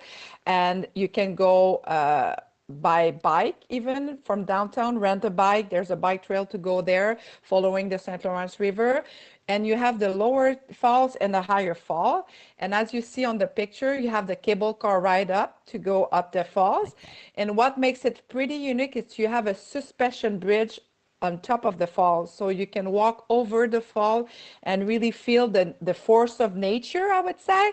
And on the other side, you have like stairs. So there's 487 stairs. Wow. So you can either climb up to go up, or take the cable. The most popular is take the cable car ride up, do the promenade, go over the falls, and come back with the stairs. So that way you can really enjoy the view of all the falls in different points. I give you this picture because I think it's important to keep in mind that Quebec is also very well known for the cruise. This is not Cruise. yeah, the cruise. So it's a port of call. We are more known for the fall foliage, so the New England. So we have departure from New York, Boston, Philadelphia. You can come to Quebec City, Montreal, Saguenay, even Gaspé. So there's different itinerary, but it's a great thing. It's a great product that maybe we still want to have more people to know about the options to come for a cruise. Start or end your visit in Quebec City, and as you can see on the picture, is right downtown. When you arrive with the ship, you're facing the Chateau Frontenac and the old Quebec, so it's right downtown. And since I just want to say that it's mostly for fall foliage, but the first cruise will be arriving on April 14. But last winter, we had our first winter cruise, and Ponant is coming back in 2027. So we are very happy about that, and we still want to have more cruise lines that would love to explore the winter product for the cruise in Quebec, because we have so many things to offer. For people are going to Alaska, but Quebec City has a lot of things to offer for winter fun. Excellent. And how long is the cruise usually? Usually it's 7 days, but you have if you're going to, you can also have like a 10 days. There's not that much of, we would love to have more of shorter cruises, because sometimes it's more popular to have like a 5 days, but it's mainly 7 days that the cruise line are offering. I think we have one. Pictures? Okay, excellent. Okay. But I think that we had like a small video. I don't know if you were planning to show it or not. I think because I have Nichelle and Rita have a couple. I was curious because of where the hotel sits. I had two questions. For where the hotel sits, because it looks like it's sitting on the water, on the coast a little. What is the average temperature there in Quebec City? It's depending, but I would say if we're talking about summer, June to September, I would say on average, maybe, I'm not good at Fahrenheit, it's Celsius, but it's like 25 degrees Celsius, Okay. kind of average. But since like the past year, it's getting warmer and warmer. So we have more days of 30, 32 degrees Celsius. And that's the same for fall foliage. September was used to be a bit cooler, not cold, cooler, but like 15, 17 degrees. But now it's starting to getting lower at the end of September. So September is still really summer temperature. So yeah, so it's, for example, right? Yeah. Yes, so for those listening, 25 Celsius is roughly 77 degrees Fahrenheit. So just so you can have an idea of when she's saying 25 to 30 to 15. That's nice. I like that temperature. Thank you for helping me. Yes. No. And the other that. question I had is, so what currency do you use in Quebec City?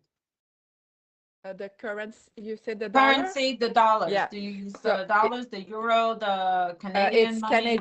Canadian money, and that's also why I think for Americans, Quebec is such a great destination, because right now, the dollar, the US dollar is like it. I just came from from a vacation.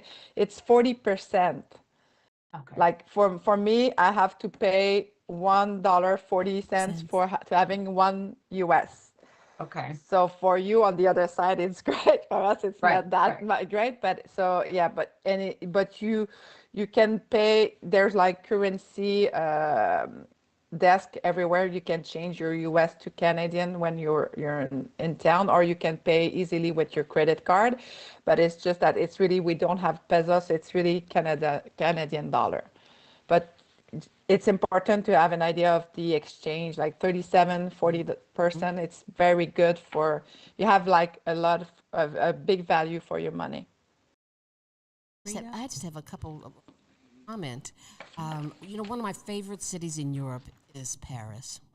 Yeah. Love architecture, the streets. When you mentioned the cobblestone streets, Yeah. I can just see myself in Quebec City. The architecture, there's something about doors in Canada, Quebec City, Montreal. The design of doors is just incredible. You have a lot of sidewalk eateries, restaurants. All over, yeah. And talking about restaurants or foodies, I really think that we are well known for our poutine, but we have so much more to offer. We really have like a great culinary scene. Yes. And since last May, we are now also part of the Michelin Guide. So we were really happy about the arriving of Michelin. But it's after, yes, you have Michelin restaurant. We also have the only 2-star Michelin star restaurant in Quebec City. And we have four other one star and also a green star. But in the meantime, it's very affordable for you can eat like a locals with bakeries, poutine spots, and small cafes if you don't want to spend that much, and maybe keep your money for dinner to have like a better like high-end restaurant.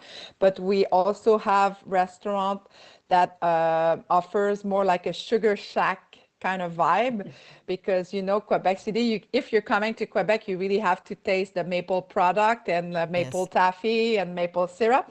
So within, like, if you see on my picture, the background, you have the Chateau Frontenac, and a few steps from there La Bûche, that they call the restaurant La Bûche. It's a must when you're around, because sometimes you don't have time to go in a real sugar shack on the like Orleans Island or around the city.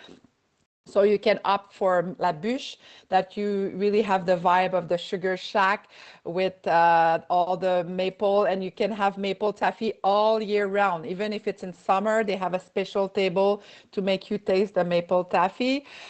You have the music, you have like the log, you have snowshoes on the roof. Like just the decor itself, it's worth like the stop at La Bûche. And on this street, you have just restaurant, like different type of restaurant, even indigenous cuisine restaurant. in Quebec downtown. You have a lot of also patio and terrace in summer.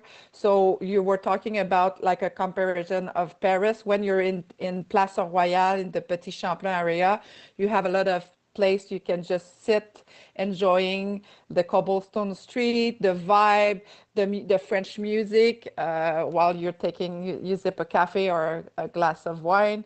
So yeah, it's you have a lot of offers of restaurant, and I have to admit that you need at least to taste once the famous poutine, but but there's so much more to also to discover in Quebec area.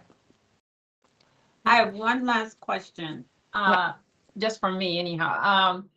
So if you're traveling to Quebec City, is it easy to get around, or should we rent a car, or is the transportation? It's a great question. And to be honest, Quebec City is a walkable city. So you can easily, if you're spending just a few days, I have to do the comparison. If you're spending just a few days, just walkable, take the public transportation if you want to explore a bit. There's also some shuttle transfer to Montmorency Falls, to the national parks. You know, there's like different offers that you don't have to rent a car. And I have to admit that even it's easier to walk around than having a car. It's only when you want to go outside the city to explore that you need a car or take a shuttle or book a tour to go there. But I think that it's better to not renting a car, spending your time in the city, because it's also, have you seen on it's there's a lot of hill and stairs. So we also have the funicular to come like to join the upper town and the lower town. The funicular, it's a kind of elevator on the rocks. That it's easier if you don't want to take the stairs, because there's a lot of stairs. So that's also one way. So it's better walking sometimes than taking your car in this. But if you want to go outside the city, explore a bit more, going on the Beaupré Coast or Port-Neuf area, and you're spending a week or two, that's when you need a car, it's easier. But if you're really for a few days, walkable city, don't need a car, even if you're combined, because I think that Montreal and Quebec are so close that it's great to explore both cities when you're coming. And the train option is it's perfect, because you have more direct flight to Montreal than Quebec, but we do have direct flight. We have direct flight from Chicago, Philadelphia, New York, now this year, Dallas, Charlotte. So there's like a lot of different options. But the train is great, because the train station is right downtown Montreal. And when you arrive in Quebec, you're right downtown Quebec. So you just a few steps from the old Quebec. So it's you don't even need a car. You can take your luggage and walk to your hotel if you're in downtown. And talking about hotels, yes, there's there's more than 15,000 rooms in total offers. We do also have Airbnbs. So you have more in town. That's maybe in the peak season can be a bit more expensive, but you have plenty other options, really affordable, depending of your budget. Well, Pascale, thank you so much for sharing Quebec City. Maybe once I make my way there, I'll know a little bit more French, and it's interesting because our daughter Kiera is learning French as we speak.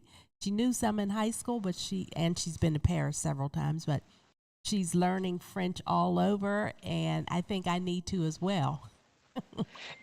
And I like to say, even if you don't speak that much, we love when you just say bonjour. There you go, bonjour. Bonjour, and you will see like people were smiling after. They will continue in English without any problem, because they will. But just when you just say bonjour, that makes us happy. You know, it's like. So I highly recommend, and if we have a great website if you want, like if your auditor wants to learn about Quebec is it like Quebec? Yeah, cite.com. You have plenty of information about, and even like 3 days itinerary, 4 days itinerary, 5 days itinerary, outdoors itinerary, like different ways to have more information to plan. Yeah, and I hope that I make you just have the little thing that you might say, consider to visit Quebec City. We love you guys, and we want to have more. We always open to have more visitors to come. And also, don't forget about the festivals. In winter, the Winter Carnival is such a great time of the year. And we also have an Hotel de Glace, the Ice Hotel, the only ice hotel in North America. Wow. So that's great to have in, yeah. And in summer, during the July, it's the summer festival, the music festival. So we have, like, for example, this year we will have Jelly Rolls, the Lumineers, Michael Bublé. So we have great names. And on the Plan of Abraham, you can have more than 90,000 people per night just enjoying the shows. And there's different scenes throughout, like, the city. So with different groups of musicians or singers. So it's a great time of the year, and it's in July. So it's a great combo. Good. So thank you for having me today. Thank you for coming and sharing Quebec City. We appreciate it very much. And we have listeners that will watch this video on YouTube, but we have our radio listeners. So we thank you so much for sharing Quebec City with us, and we hope to see you soon. Enjoy the rest of your day. Bonjour. Have a great day. Bonjour. Bonjour. Au revoir. Au revoir. Bonjour. Au revoir. Thank you so much. Bonsoir. Take care. Bye-bye.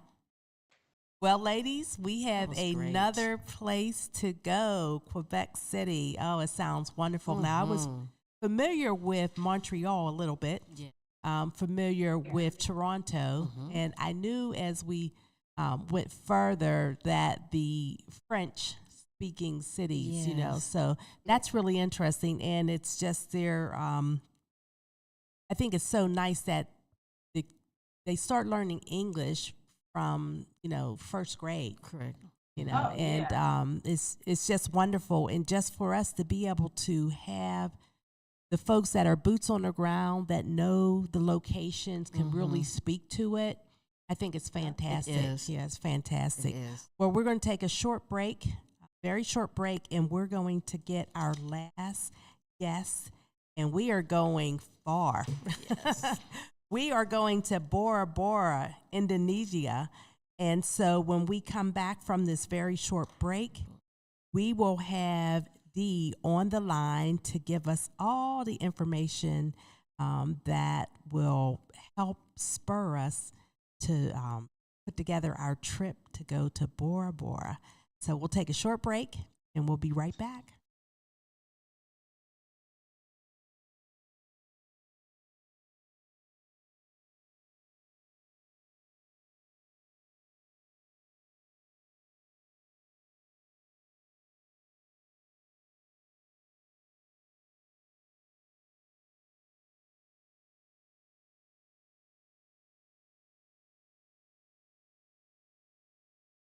Pittsburgh, it's an old school party. Yes, each Saturday we throw it back with some of the best old school music, funk, R&B, old school, rap, hip hop, and all the jams that make you move and dance. Yes, check it out.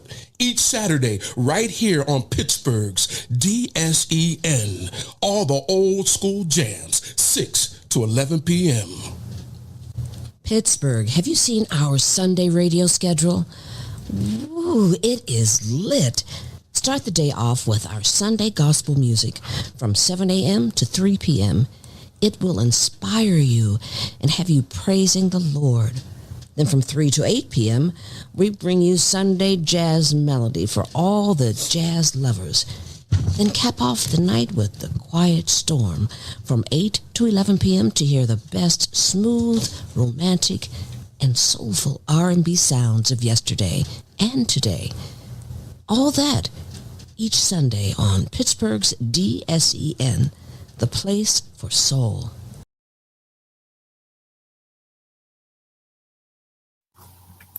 Looking for a cost-effective way to help increase your company's bottom line? Look no further than Soul Pit Media. With our award-winning print, internet, podcast, and Soul Pit television options, we can help your business get to that next level.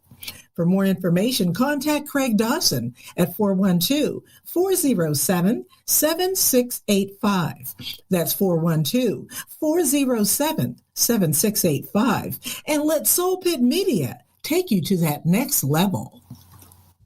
Business owners thinking about back-to-school promotions and replacing summer flavors with pumpkin?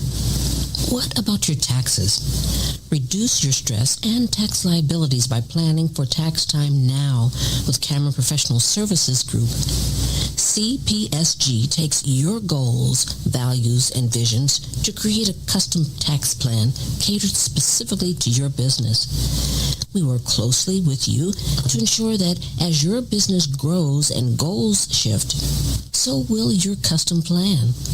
Located in the Hill District in Pittsburgh, PA, CPSG is a CPA and consultant firm, providing services in accounting, auditing, tax planning and preparation, community development, and operational management. Call Cameron Professional Services Group today at 412-251-0607. Have you had the Beat by Niche experience? Beat by Niche is one of the top makeup artists in the city of Pittsburgh. She's touched the face of Cardi B, Love and Hip Hop personalities, and various Steeler wives. If you have not sat in her chair, what are you waiting for? Visit beatbyniche.com to schedule your special makeover for all occasions, weddings, graduations, proms, photo ops, and more. Visit beatbyniche.com and experience the touch of excellence.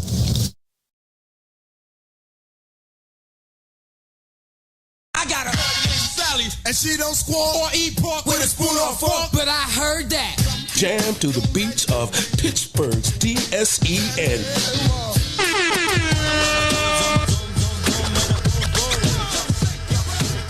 Baby check, baby 1, 2, 3, 4 check, baby check, baby. The place for soul. Baby check, baby 1, 2. 1990, Sharp Rock jumps up on the scene with a lean and a pocket full of green. The green doesn't symbolize I made it on the top, but The place for soul. The tone of the Popeye kids are screaming, the media says what? I just wanna see if you gon' lie, you gon' love me. I was getting bras way before I got the money. Jam to the beats of Pittsburgh's DSEN. Star got no ceiling. Stick it out, poke it out. Yeah, I know I let you slide before. The place for soul. Trust me.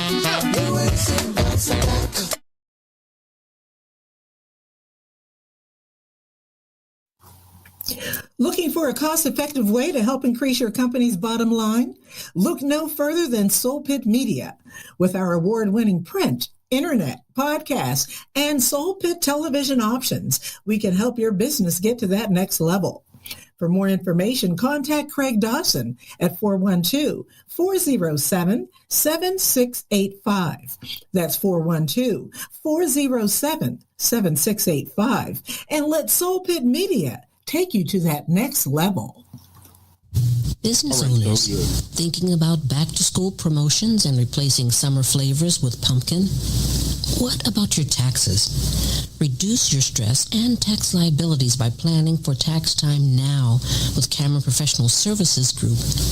CPSG takes your goals, values, and visions to create a custom tax plan catered specifically to your business. We work closely with you to ensure that as your business grows and goals shift, so will your custom plan. Located in the Hill District in Pittsburgh, PA, CPSG is a CPA and consultant firm, providing services in accounting, auditing, tax planning and preparation, community development, and operational management. Call Cameron Professional Services Group today at 412-251-0607. Have you had the Beat by Niche experience? Beat by Niche is one of the top makeup artists in the city of Pittsburgh.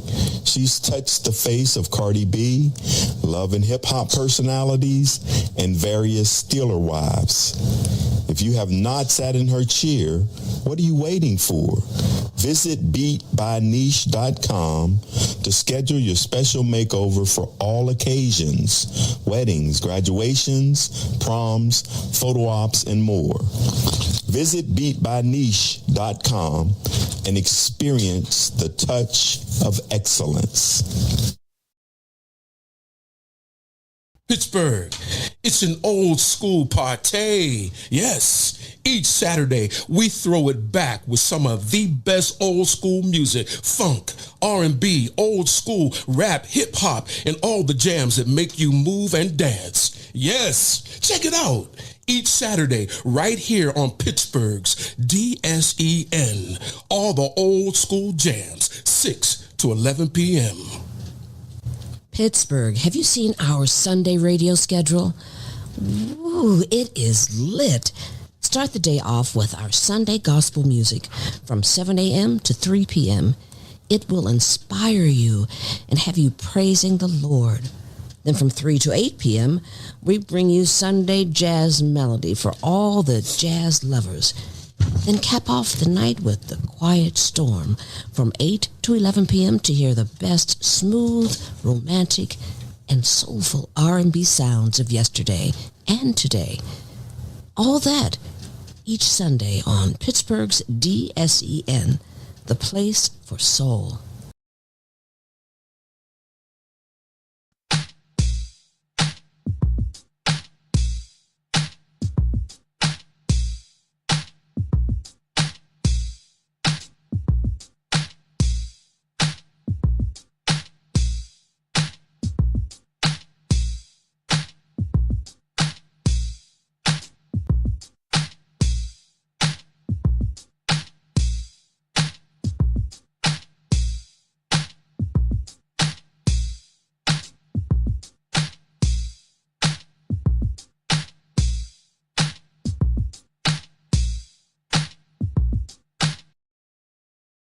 Hello, we are back. This is Francine Cameron, Nichelle Downing, and Rita Gregory, and we are here on Travel, Fun, and Tips.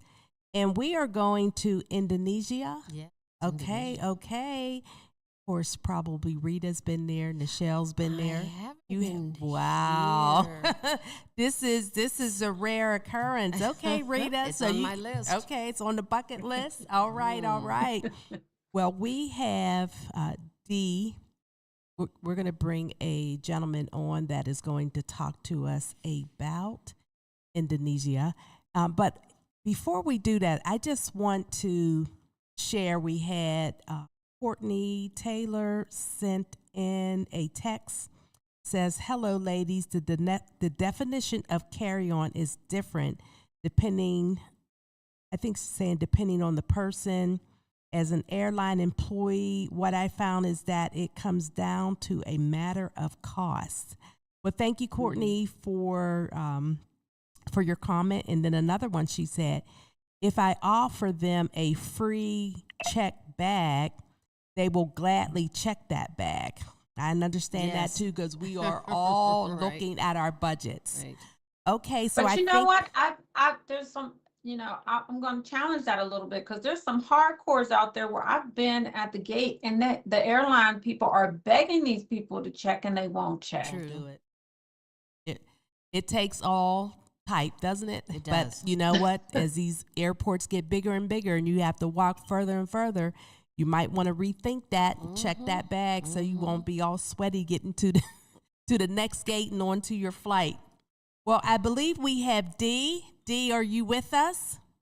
Hi, yes, I'm here. Thank you for letting me joining you guys. Great to have Absolutely, you. absolutely. Thank you so much. And I'm going to ask you to pronounce the rest of your name. Oh, my first name is Dea, Dea, and my last name is Kurniawan. You can just call me D. That makes it easier. Yes, indeed. That's why I had you pronounce it. Tell us how to pronounce it versus me. And your title is Consul for Media, Social, and Culture. So thank you so much for joining us. And again, you have Rita Gregory and Nichelle Downing. And so we want to get right into it. So tell us, if we are coming to visit, and tell me, I mispronounced the name of your city. So tell me how to pronounce it correctly. Okay. You are planning to visit Borobudur, right? Borobudur. Yes. Yes. Borobudur. Okay, great. So tell us, when visiting there, what makes it so unique? Okay. Well, Borobudur is actually one of the largest Buddhist temple in the world, one of the greatest in the world. And it probably built it around 8th or 9th century. But again, if you are familiar with the some part of Buddhist history, whether it's coming from India or the Far East, China, or probably several Southeast Asian countries like Thailand, what makes it different is Indonesia is the assimilation with the local culture. So actually, the story about Borobudur is very different in some way because the culture is assimilated with the local people since centuries ago. And that's why if you are visiting Borobudur in Indonesia, you have a very wide option of attraction. It's not only the temple, but again, it's the people, the culture, food, of course. And probably I have to ask you, because Borobudur is in Indonesia. Indonesia is in Southeast Asia. And if you go from probably New York to Yogyakarta, the distance is probably 9,000 miles, direct flight without stopping. It's just like a straight line, but with the condition, with the flight, the transit, that will be a variety of time. If you go that far, what kind of place do you expect to enjoy for a holiday? Let me ask you that question. If I go that far, what do we expect? What do we expect? Well, first, I think I would be looking at the flight. How long is that flight, right? And then when I get there, I want to be able to rest. This is me, rest. And then I want to be able to experience really the uniqueness of going that far. I want to be able to see things that I wouldn't see in the U.S. So, Rita? Yeah, the transportation through the city. The restaurants, I'm an international foodie of international cuisine, but it has to be authentic, which I love. Mentioned food in the beginning. You mentioned culture and food. I'm just there. I think Michelle's a food too, because she's talked about that. How about you, Michelle? What would you want to experience once you got there?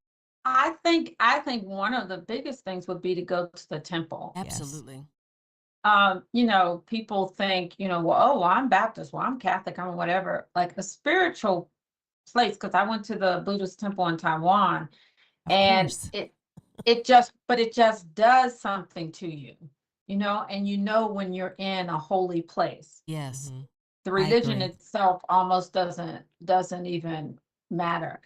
So are we allowed to go and visit the temple? Yes, absolutely. And I listen to your interest and what your concern if you are going that far.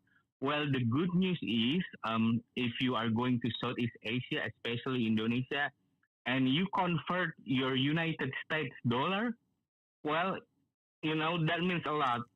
$1, if you convert it now, that's going to be around 16,500 rupiah, which is Indonesian currency. And I tell you what, with $2, you can get They have serve you rice, the protein, and then the drink. $2. Wow. Full meal. And you know what? It's decent meal. It's not like some street vendor randomly. No, it's a decent meal over there. $2. Beautiful. So that's about the food. And then about going to the temple. So Yes. Borobudur, actually, the Indonesian government provide a link so you can get your access. You can buy your ticket directly from the website. No hassle. It's just like straightforward. And they offer you a package. So you come there. They provide you. Lose 45 pounds and become unrecognizable by summer. On Monday, March 30th, we start. They provide you the access, the tour guide, and then it costs you only around $25 to $30 for everything, for the access. So I think if you convert it to rupiah, that will look like a lot of money because we have a lot of zeros behind the decimal. But again, it's $25 to $30 to get access to the greatest Buddhist temple, and it comes with the package. And even you can have your own tour guide with additional $20. You can have your own tour guide. You can spend more time there. So our government and the Indonesian, especially the local people in Borobudur, they really want the place to be sustained, and they want people coming back. Sure. Because you cannot just spend one day in Borobudur and catch all the relief, the story on the relief. You need to going back and over again. And I think a lot of people did that. So the local community really try to make you comfort. And, it's just like a straightforward, you don't have to be afraid to ask about price, about what you get.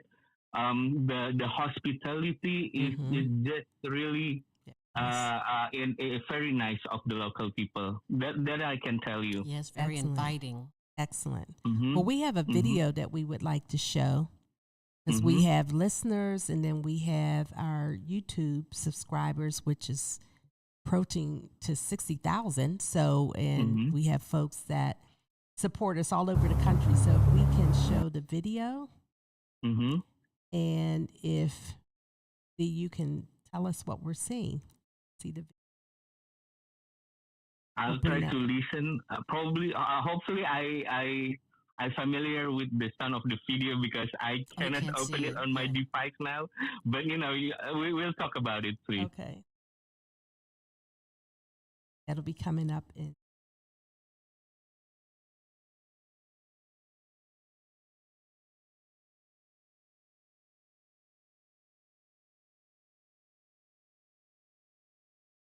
One of the other questions while we're probably just as I say my question, when someone is interested in visiting your city, what should they make sure that they're mindful of? Is it the time of year that it might be warm, cold, or is it just the culture, making sure that they understand it so, they're not doing anything that's offensive? What should they be mindful of? Okay, well, first thing first, if you are coming from the United States to Indonesia, you need to have a visa for visiting. So the Indonesian government have a online immigration platform. You can get your visa online. So that's pretty easy and straightforward. And even you can get your visa on arrival. When you arrive in Jakarta, in Indonesia, you as a United States citizen, you have a facility for visa on arrival. So visa on arrival will cost you probably around 25 to 30 US dollar if you convert it to US dollar. And then you can stay for 30 days. Wow. Yeah. And in the Indonesia, especially the tourism place, they are really aware that you are not the local.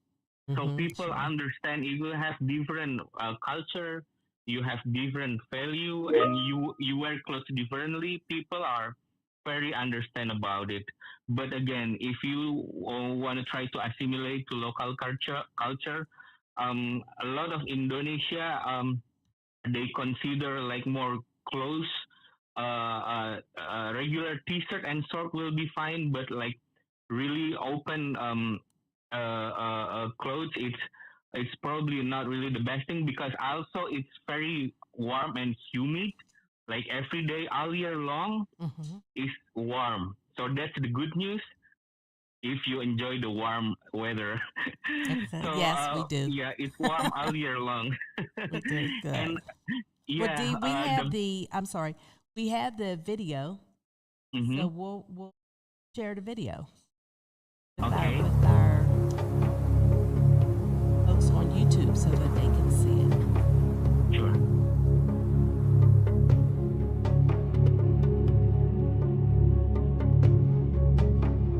Oh, that's incredible.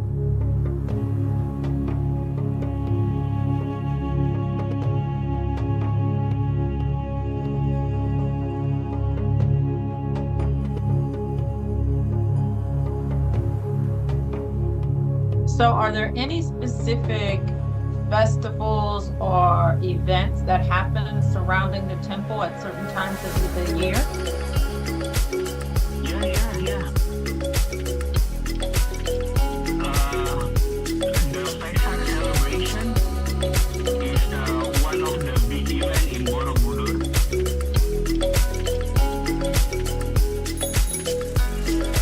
What time of the year is that?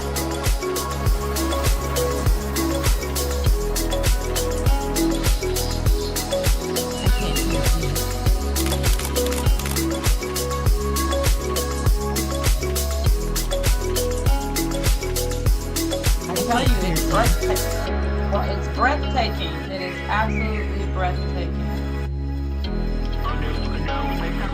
It's usually on May. Okay. Yeah. So if you want to visit on May, you can see like the Lantern Festival in Borobudur. Oh, okay.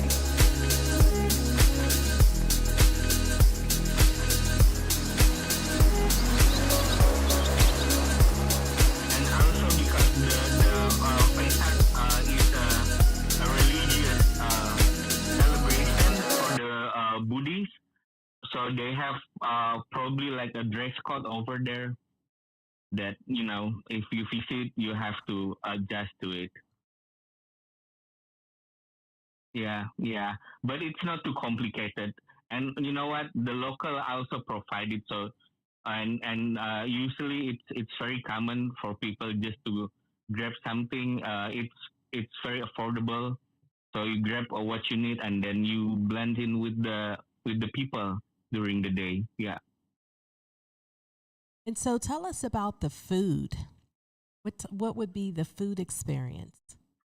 Okay. Well, Borobudur, located in central Java, and one of the city where Borobudur is located, it's called Magelang. Now, Magelang is very close to Yogyakarta. Yogyakarta is very well-known tourism place after Bali in Indonesia. And one of the food is from young jackfruit. They cook it with coconut milk and also with brown sugar. They call it gudeg. Say that one more time. What do they call it? Gudeg. That's Gudeg. Gudeg. Yeah. Gudeg. So that's a young jackfruit, simmer with coconut milk, brown sugar. Sometimes they added protein like chicken. And also, if you are vegetarian, the good news is they have tofu and tempeh. So you don't have to eat the chicken. So there are, that's one of the traditional well-known cuisine from Yogyakarta, and also known because Yogyakarta is a sultanate. So it's like a kingdom with a king inside the palace. So that's known as the royal cuisine as well, part of the royal cuisine. And you can experience in Yogyakarta, they provide a special restaurant to experience the Yogyakarta royal cuisine. And again, back to the budget question. How much would you spend for food and how much will you spend for accommodation? It's really depend on your traveling style. If you are a backpacker, you can find a local hostel for starting from $20 a day, and it's decent. I mean, clean restroom, clean bathroom, still private, and it's very affordable. If you want to go up your level to the Stars Hotel, the range from Star Hotel from the third to 4 stars, 5 stars above is also there. One of the best hotel brand in the world is also near Borobudur. So that hotel, 5-star hotel, provides you access to the Borobudur during the sunrise. So if you want to go luxury, there you go. There's an option. But again, it's probably $800 above per night for the accommodation, a well-known luxury brand hotel with the private access to Borobudur. If you want to go backpacker or you want to experience local culture, you can stay with a homestay with a family there.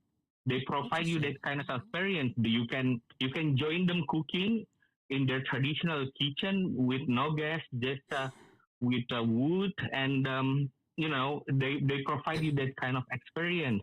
And it's really, the option is very wide. And again, these people, they're really trying to sustain the tourism around the Borobudur and Yogyakarta area. So you know what? You can always ask, how much do I have to pay? What do I get? And is there any fees, other fees?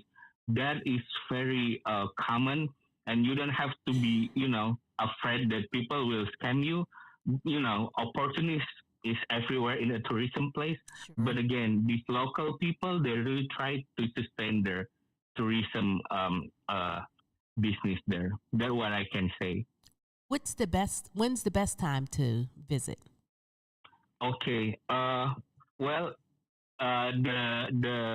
if during the from February to May, it's not usually too crowded, but during the summer holiday in the Western Hemisphere, it will be very crowded with international tourists.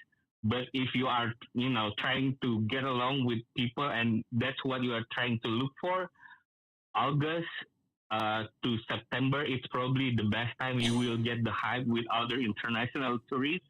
But again, if you like to get some tranquility moment, some peaceful moment, not too crowd, probably February to May, that's some option. And of course, after September, before Christmas holiday, that's also some option. Because during summer holiday, it's not only international tourists, even the domestic tourists, the students from other city in Indonesia, they visited Borobudur a lot as a part of their study. And one fun fact, probably if you are coming from United States or English-speaking countries, Borobudur is not only the attraction, probably you will become the attraction for the local tourists because they will really get excited to see, there's people from United States. I want to speak English with them. I want to practice English with them. And you know what? They will try to come near you. They will try to speak to you nicely. But again, if you have to move, you just tell them, I'm sorry, I have to move. And they will totally understand. Yeah, sounds good. Sounds good. Well, Dee, as we wrap up here, we'd like you to give us your social media so our listening audience as well as our folks on YouTube so they know how to get information about your location. Oh, sure. Yeah. If you like, if you have more inquiries or anything, you can always visit our office media social. It's in Instagram, It's at Indonesia in New York. So I repeat, at Indonesia in New York. We have Instagram account. You can see what we have there. But also, if you're trying to see more about Borobudur, you can visit our government YouTube channel. It's Wonderful Indonesia. You just type on YouTube Wonderful Indonesia. You will find a lot of information about Borobudur and also the link that you need. If you need to buy a ticket, the link you can access online. It's in Journey Indonesia, and everything is accessible now. You can go from your laptop, from your gadget. It's just very straightforward. It's very simple. And you know what? Visiting Indonesia is just very convenient at the moment. Excellent. Well, Dee, we appreciate you spending this time. So it's 2:10 Eastern Standard Time. What time is it where you are? Well, I'm in you're in Queens, New York. Oh, so okay. it's, You're in New York. 2:10, Okay. Yeah, 2:11 now. Okay. Excellent. I didn't know if you were back home or not. So excellent. So again, thank you so much for joining us. We really, really appreciate it. We have listeners that listen on our platform on the radio side as well as YouTube. So we'll have a ton of our supporters will go back and watch the video. So they'll be able to see, how beautiful your city is. And so we just appreciate so much you being here. Don't be a stranger. Continue to support us. Go out to our website. If we do have folks that will text in questions, we'll make sure that we get those questions over to you. But again, we thank you for sharing your wonderful city with us and being here with us here at Travel Fun and Tips. It is my pleasure. Thank you so much for the opportunity to get in touch. We'll keep in touch, and you will come to visit our office in New York. If you stop by, you can text me, and we'll welcome you at the Indonesian Consulate in New York. Excellent. We really appreciate that. So we can can we get our visa at consulate? I advise you to register online. It's a lot easier. Great. Excellent. Well, enjoy the rest of your day, and thank you so much for being here. You too. Have a good one. You too. Bye. Bye-bye. Bye-bye. Well, ladies, I think we explored some fantastic locations. Yes, we have. And again, with the TSA and the carry-on bags, we might have to revisit that on another show. Yes. We will be back next month, April the 25th. And when we come back next month, we will have some great travel fun and tips for our listeners. I always appreciate you ladies being here with me, Rita, Nichelle, I appreciate it. and I'm Let going me to just ask. say, I'm going we're to ask getting ready. Nichelle to No, wrap I'm us up, sorry. and then Rita wrap us up. So I just wanted to talk about the cruise. Yes. We are approaching. We have a few cabins left, and if they do not get filled, we'll be giving those back to the cruise line at the end of the week. But let me tell you this: that cruise is already filling up. They told me they are almost at 100% capacity. Because it's a holiday. And here's the thing: with everything going on in the world, a cruise is actually safer to travel. Wow. You're on a cruise ship. They are aware of which waters to go to, which waters not to go to. You can still go to these different places. If it's a place where, you really shouldn't get off the ship, well, they're going to tell you that. If you do excursions through the ship, you're definitely going to be safe. They're only going to take you where you're going to be safe, and they're going to ensure that you come back. So you'll still get to vacation. A lot of people are canceling their vacations because of what's happening, not so much with the airlines, but just in different countries and different stories they've heard of people having issues coming back. Well, guess what? On a cruise ship, you can go still visit all those places. That's true. But you're on a cruise ship, and they're going to ensure that, you're going to be safe because they're going to keep themselves safe.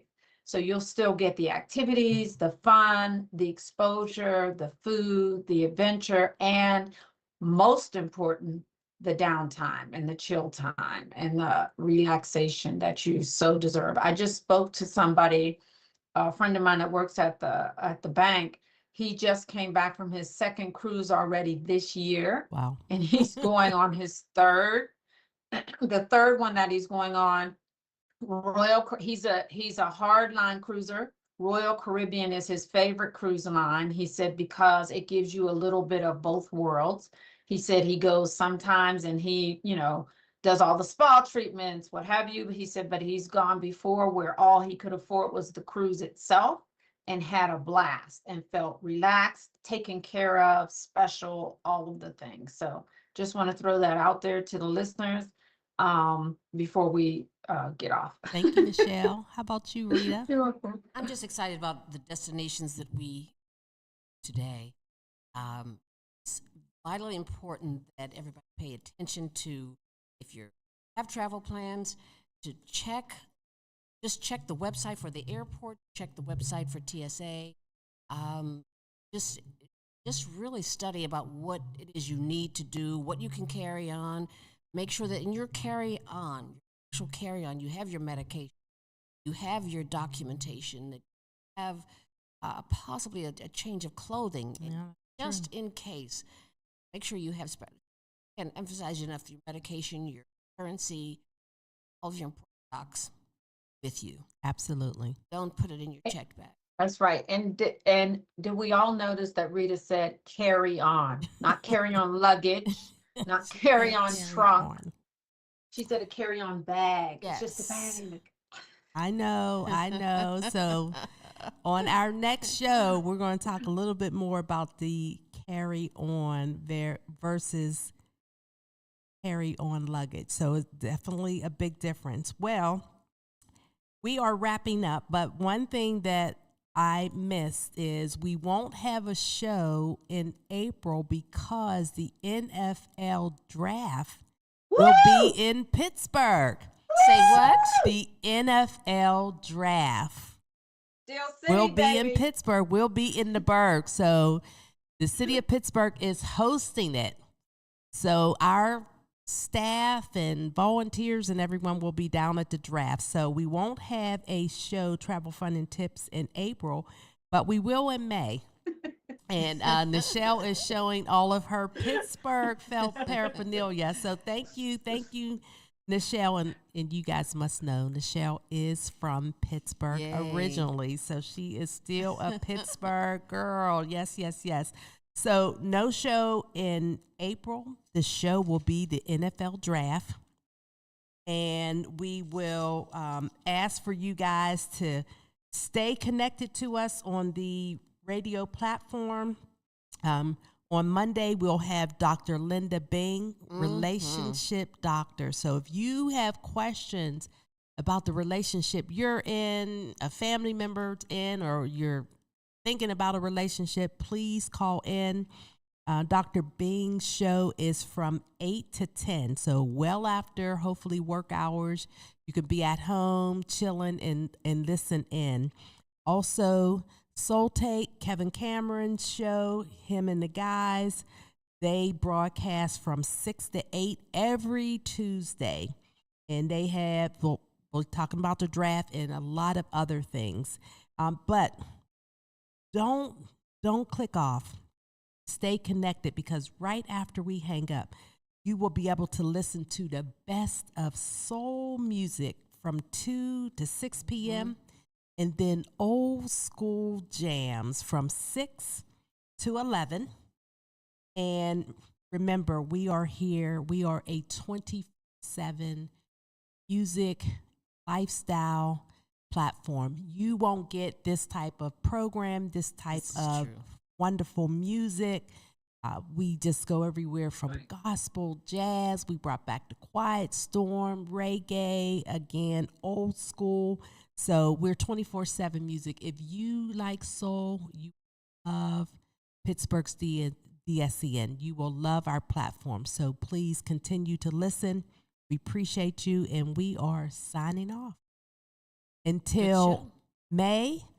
But know we got a lot going on in April for the draft, the NFL draft. I'm excited about the draft. I can't be there, but I know I'm going to get a play-by-play on DSEN, and I'm excited about it. Absolutely. One thing I'd like to add is that even though we won't have a show in April, this particular show is very important because we're heading into some serious travel season. Yes, we are. So if you have a question or a comment, text it in, and we'll do our best to get information to you. Absolutely. Even though we won't have a show in April. Absolutely. But we'd love to hear from listeners on what your Absolutely. concerns are. You know, what destinations do you want us to discuss in future shows? And I will let you all know, Nichelle and Rita have probably been there. And on that, signing off. Take care, everyone. Au revoir. Au revoir. Bye-bye. Bonjour. Oh, that's right. Bonsoir. Bonsoir.